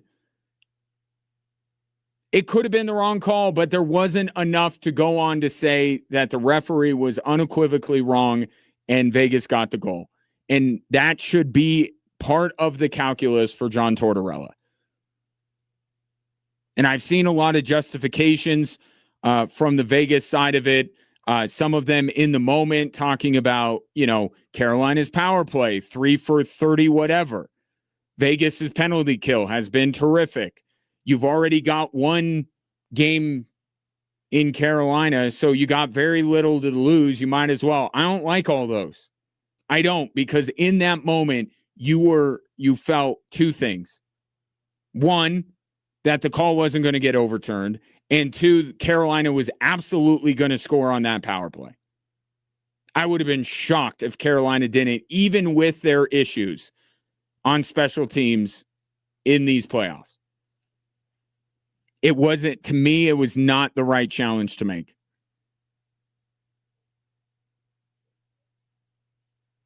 And Mark Stone nearly saved him. Nearly did.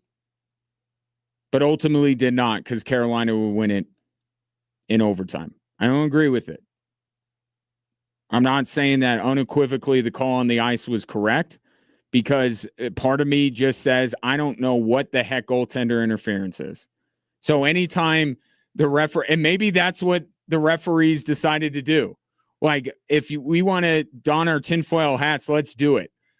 We'll just say it's goaltender interference because nobody truly knows what goaltender interference is. Maybe that's what the NHL did to ironclad their case. I will grant you that. That's fine if you want to think that way. I can't say 100% that wasn't goaltender interference. And it's a big reason why is because I have no freaking idea what goaltender interference is. It's, for those of you that are not devotees, it's akin to the catch rule in the NFL. All these years later, they still have no clue. No clue. All the more reason why you don't challenge. All the more reason why you don't challenge. Game 3, what is it, tomorrow night? Can't wait. That series has been so good. Last night, look, for a while, it wasn't going to be fun, and it got really fun in that third period.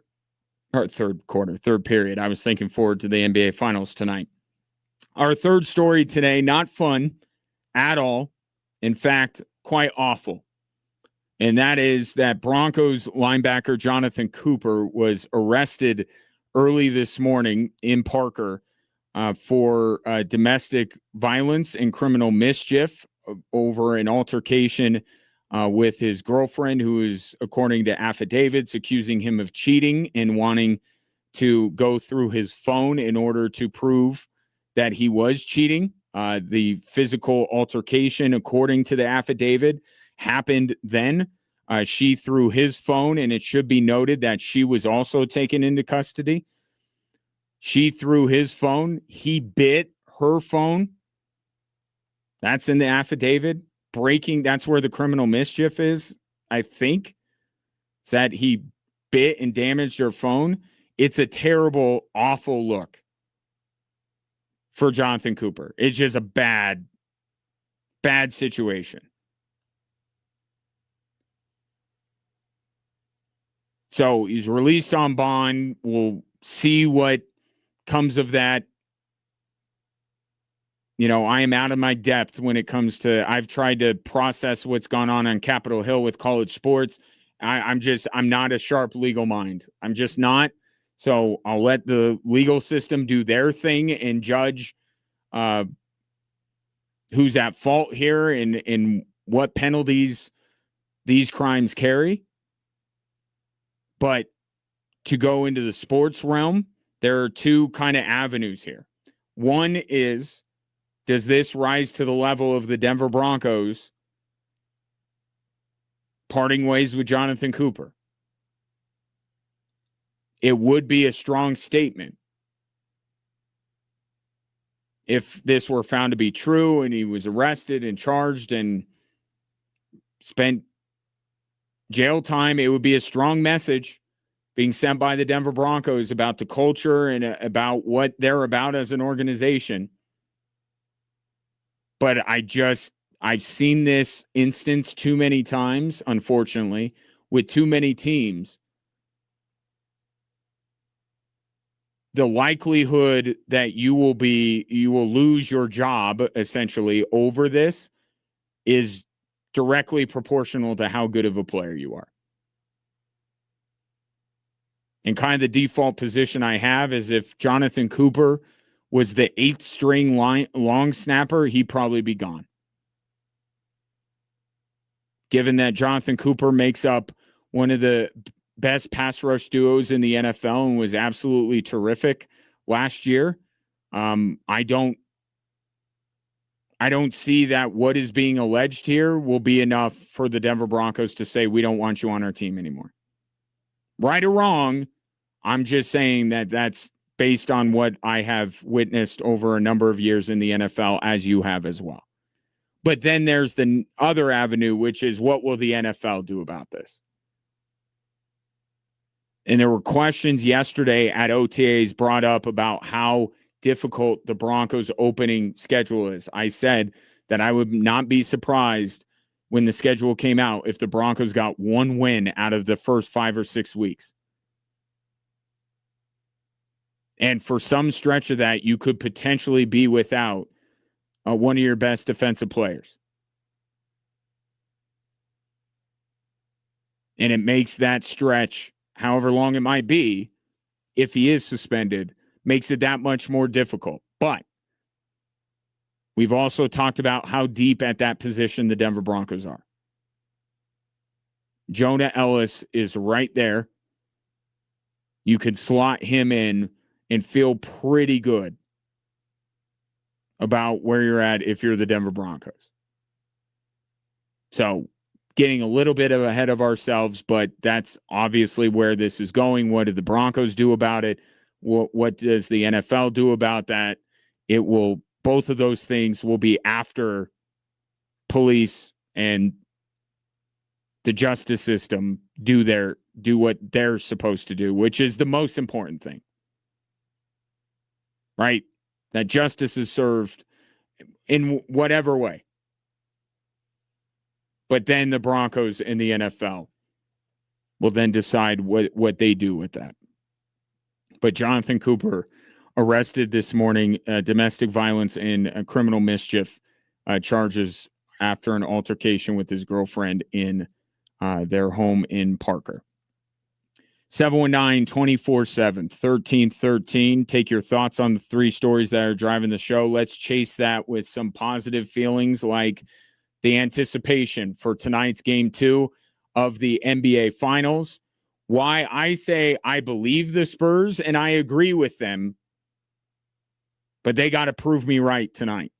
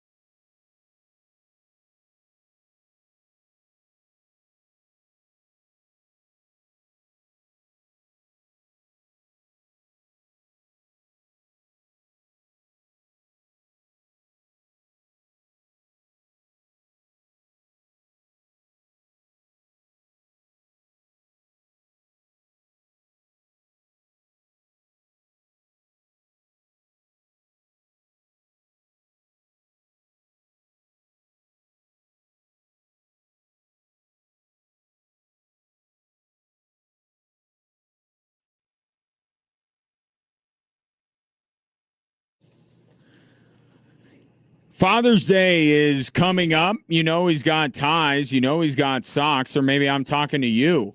You have ties. You have socks. How about a gift that really rocks? Whether you're giving it to somebody or you're getting it yourself, $5,000. Enter our Top Pop contest. Extrasports1300.com or kvor.com to enter this national contest for a chance to win $5,000 for your Top Pop. It's sponsored locally by Papa Murphy's Pizza. We make it, you bake it. This coming in from the 575. What happened with Jonathon Cooper, his arrest on domestic violence charges, does that open a window for Von Miller to rejoin the Denver Broncos? And while I would say an injury would open the door a crack, in this particular case, I don't know that it does. And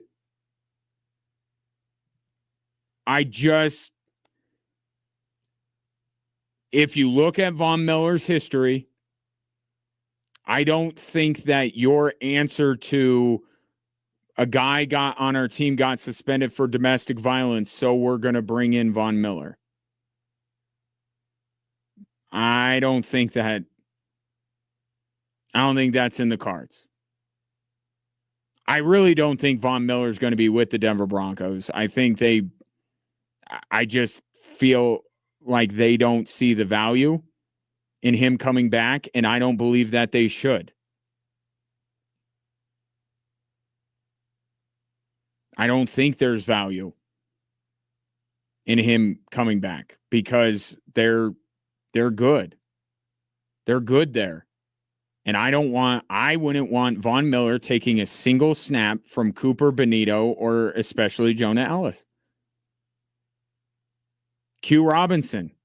I don't want it. And it goes counter to what the Denver Broncos have, their ethos, what they do. They are draft and develop. They want their guys. There is no evidence that Von Miller is George Payton or Sean Payton's guy. George Payton traded him. Sean Payton, despite Von Miller lobbying him directly, isn't bringing him in.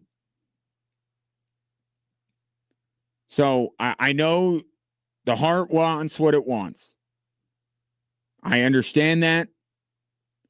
But it doesn't make any sense. The Broncos are in the business of winning a Super Bowl, and I just don't. If they thought Von Miller could help them do that, he would have been signed by now.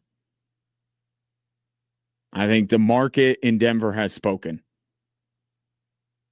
But we'll see. And again, I just don't think, given Von Miller's history, fairly recent history just a couple of years ago, that it would be the best idea for the Denver Broncos as an answer for Jonathon Cooper's suspension to bring in Von Miller.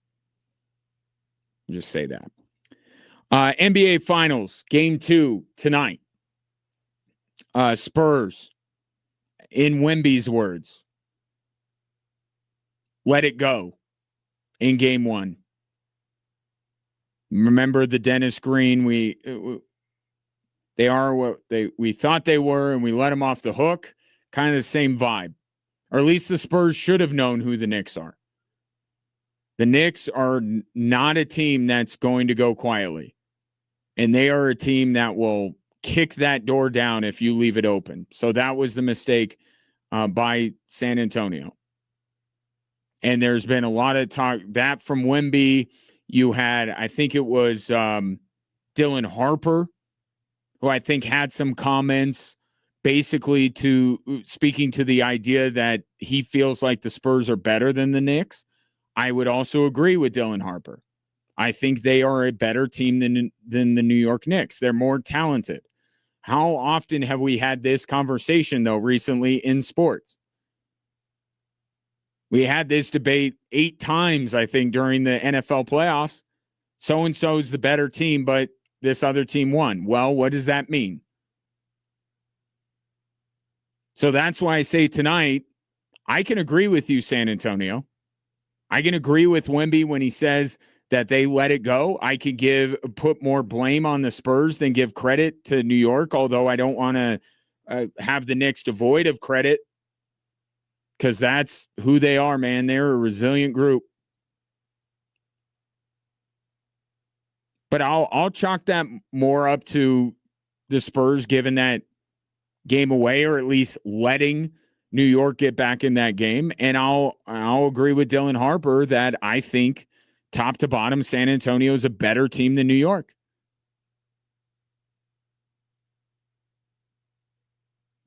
But along the way, and especially with this New York Knicks team, there has been a feeling from a lot of their opponents over the past couple of years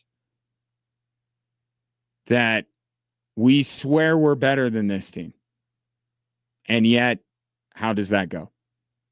Right? With the Cavs, Kenny Atkinson going to a place that you never go.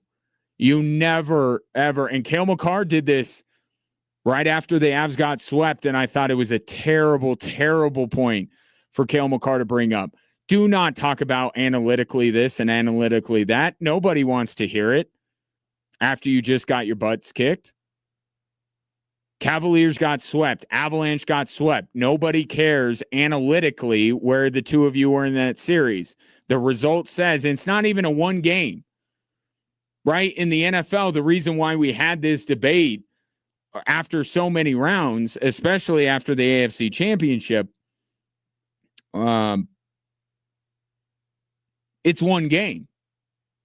And in a one-game situation, I think people are a little bit more tolerant of saying, well, we were better at this, this, and this. We didn't get it all to come together. You had 4 chances to get a win just to avoid a sweep and then go from there. Cleveland couldn't do it against the Knicks. The Avalanche couldn't do it against Vegas. Nobody wants to hear about analytically anything.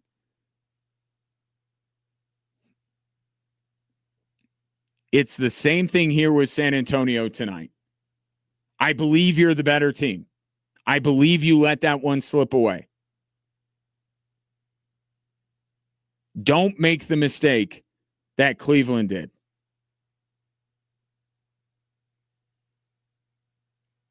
Right? Don't sit on that and go, we'll be all right. We'll be all right.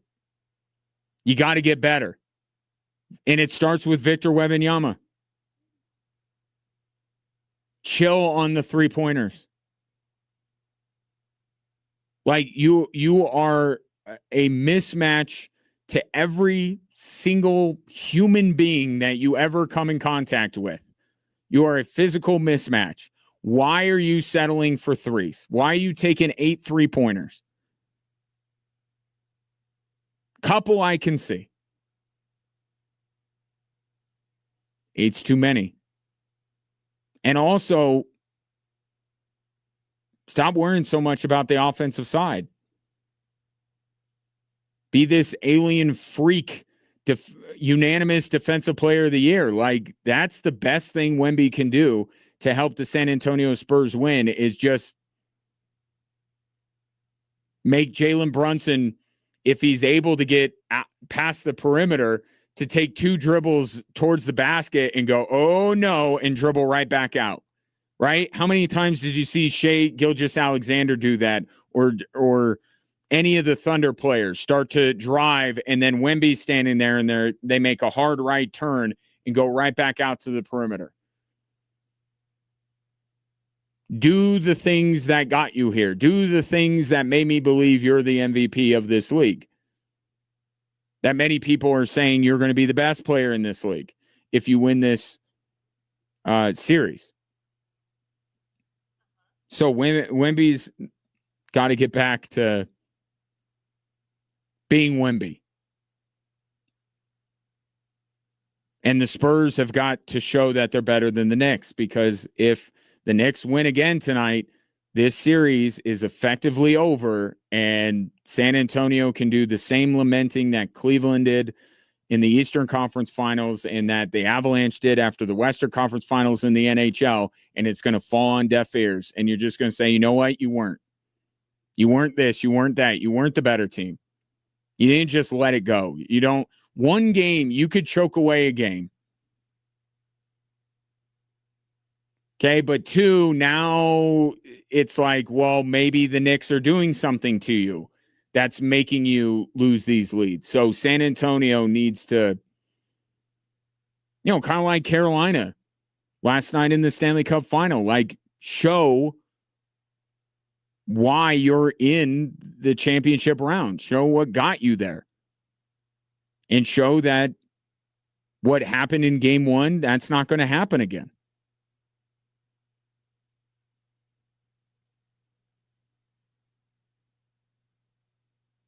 And here's the other thing, because I don't want to put it all on the players. If this game is close, late,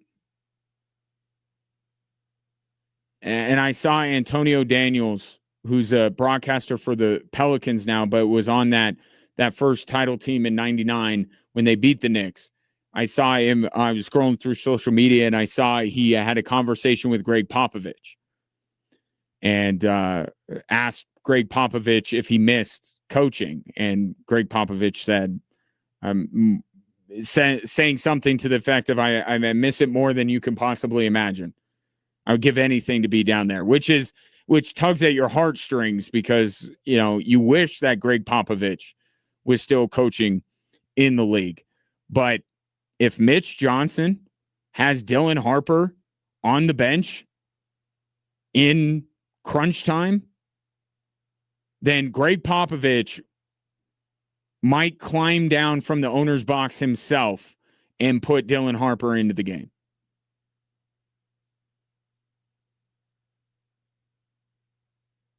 I mean, the way this guy played, it starts and ends with Wemby, but there are other guys that have helped. Dylan Harper has been a massive reason for their success.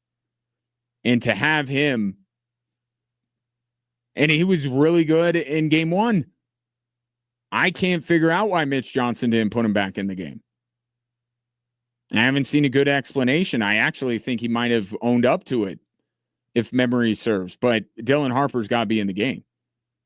Surprising to say as a rookie in the NBA Finals, but that dude has to be one of the five that's on the floor. Do what you got to do around them, but Wemby and Dylan Harper and Steph Castle, it starts with those three guys. Everybody else, you could make an argument one way or another on.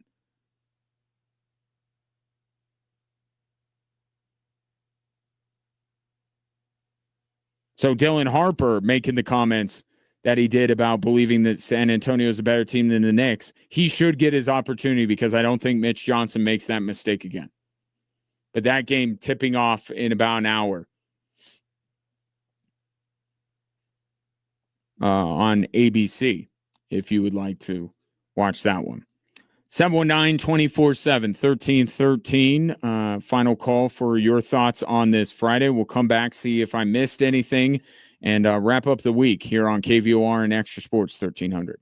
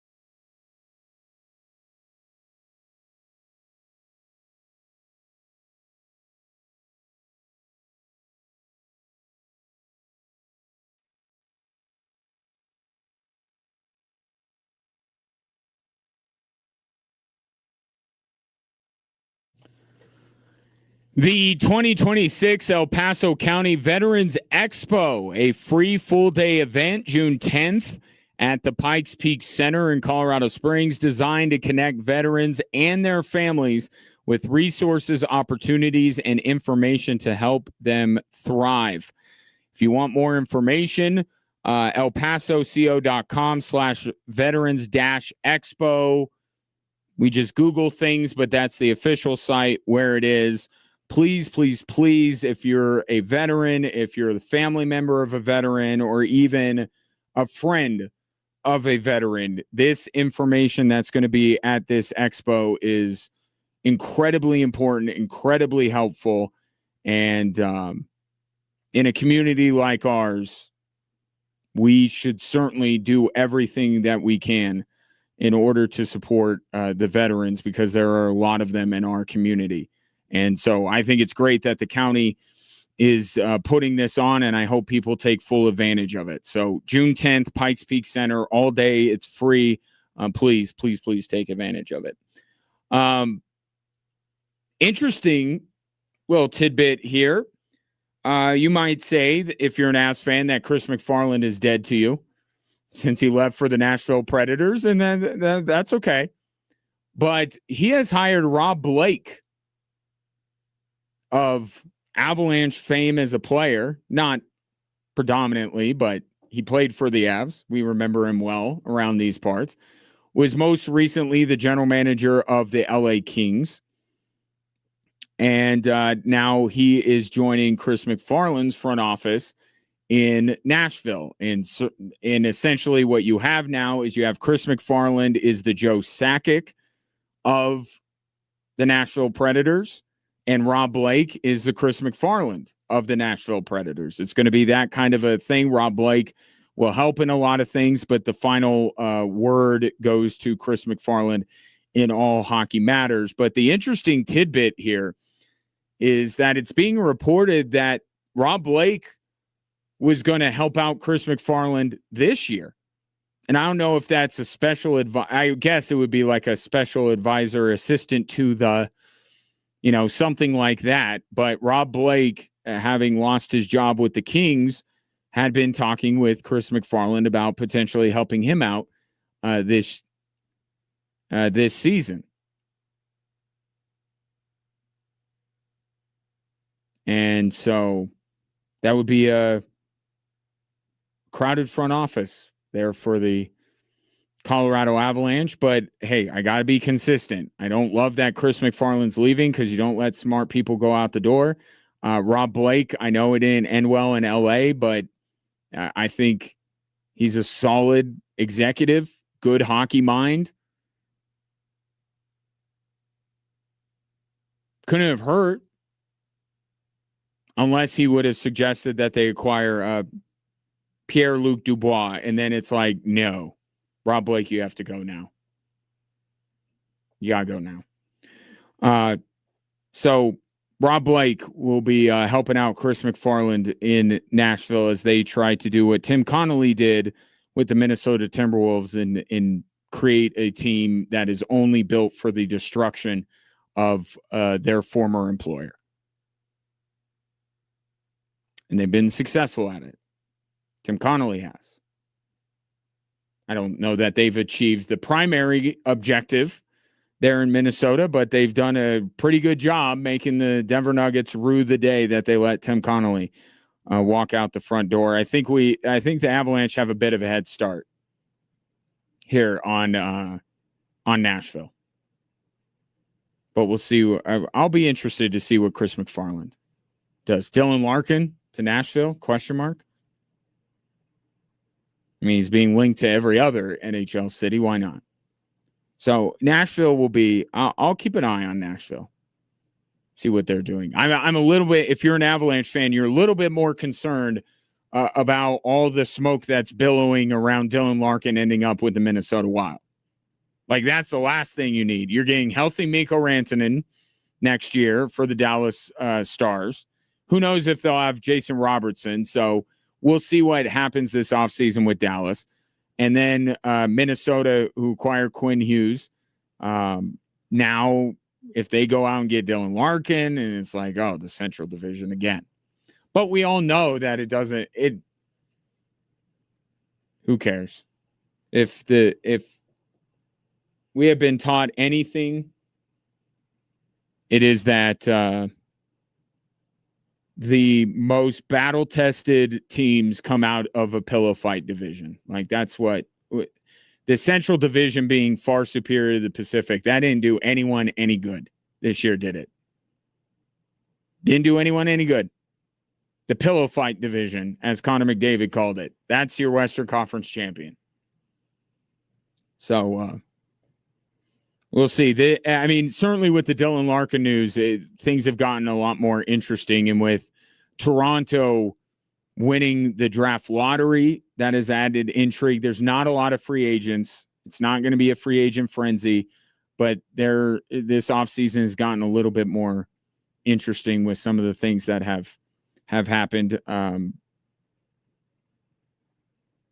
still down for 5 more games of Vegas and Carolina, but I am also eagerly awaiting the offseason to see what Joe Sakic is going to be up to. And we should be hearing from Joe Sakic early next week as he takes back over the general manager duties for the Colorado Avalanche.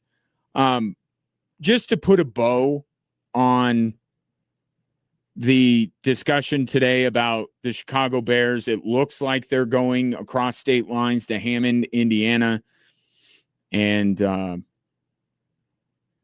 don't know. We'll see. I guess it's basically they're going to Hammond unless at the 11th hour, J.B. Pritzker, the governor of Illinois, and the Illinois taxpayers say, no, you can have everything that you want. And therein lies my bigger issue.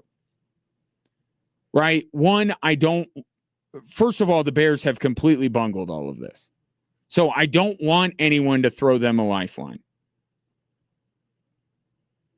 Like they've completely bungled this all. And the fact that there is a community in Hammond that is willing to throw Kevin Warren a life preserver, I don't like that. But that's one of my shortcomings as a human being, is that I'm a bit vindictive at times. But it's really that I don't love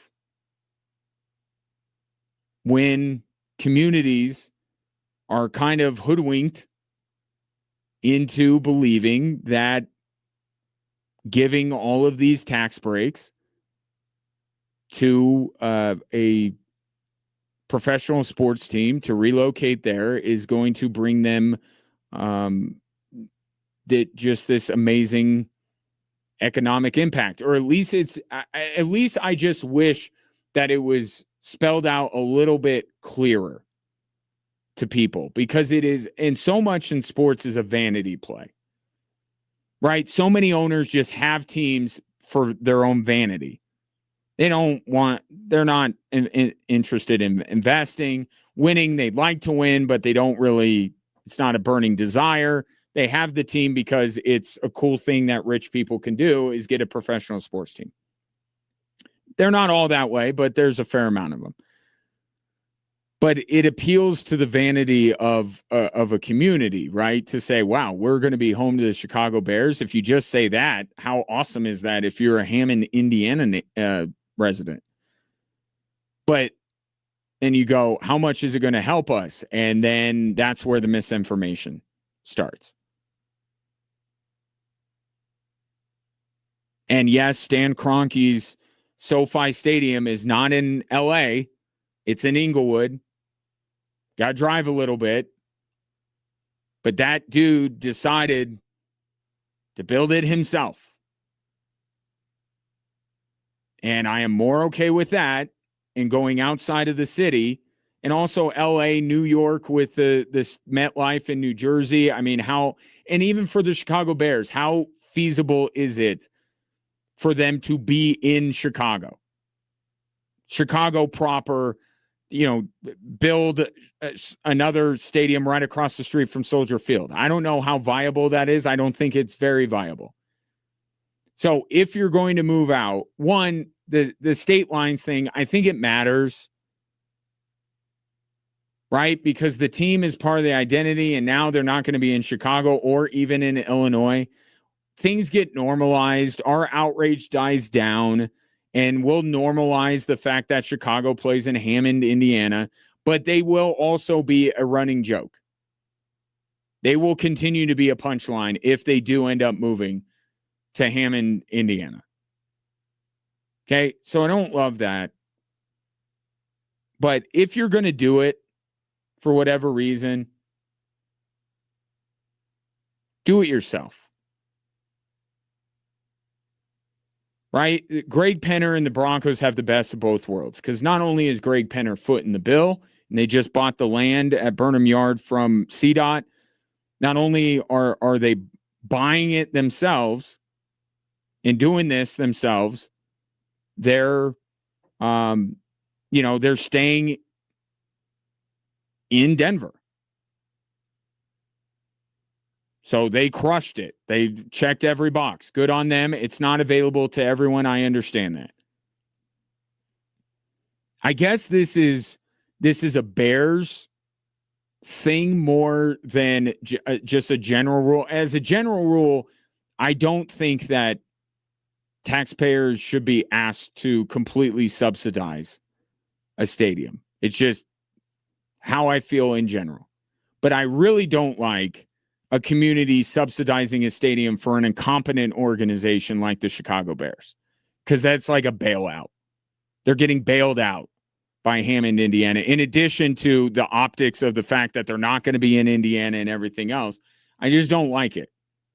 And I guess my frustration is more with the fine people of Hammond, Indiana, than it is the Bears. Why would the Bears go to Arlington Heights or stay in Soldier Field when they're getting all of these tax breaks to go out to Hammond, Indiana? I guess to a certain degree, I can't blame them. I wish that they would understand how important a sports team is, that they're not just a tech company or a retail location that can just move, somewhere else.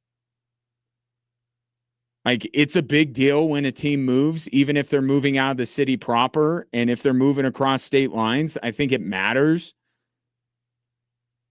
But it's this organization in particular. But it's also that they're being incentivized to do it because there's a community willing to make the payoff bigger for the Chicago Bears than it is for them. And that's the unfortunate part of all of this. But we'll get used to it. We'll make jokes about it for sure. And the Chicago Bears will rake in a ton of money, so I don't think they'll be too bothered by it. That will be it for the show today and for the week. I appreciate your patronage. Don't forget, tomorrow night, Switchbacks and El Paso. Download the Extra Sports 1300 app. Join Roland and I out there at Widener Field. Should be a good one as the Switchbacks try to move through to the knockout round.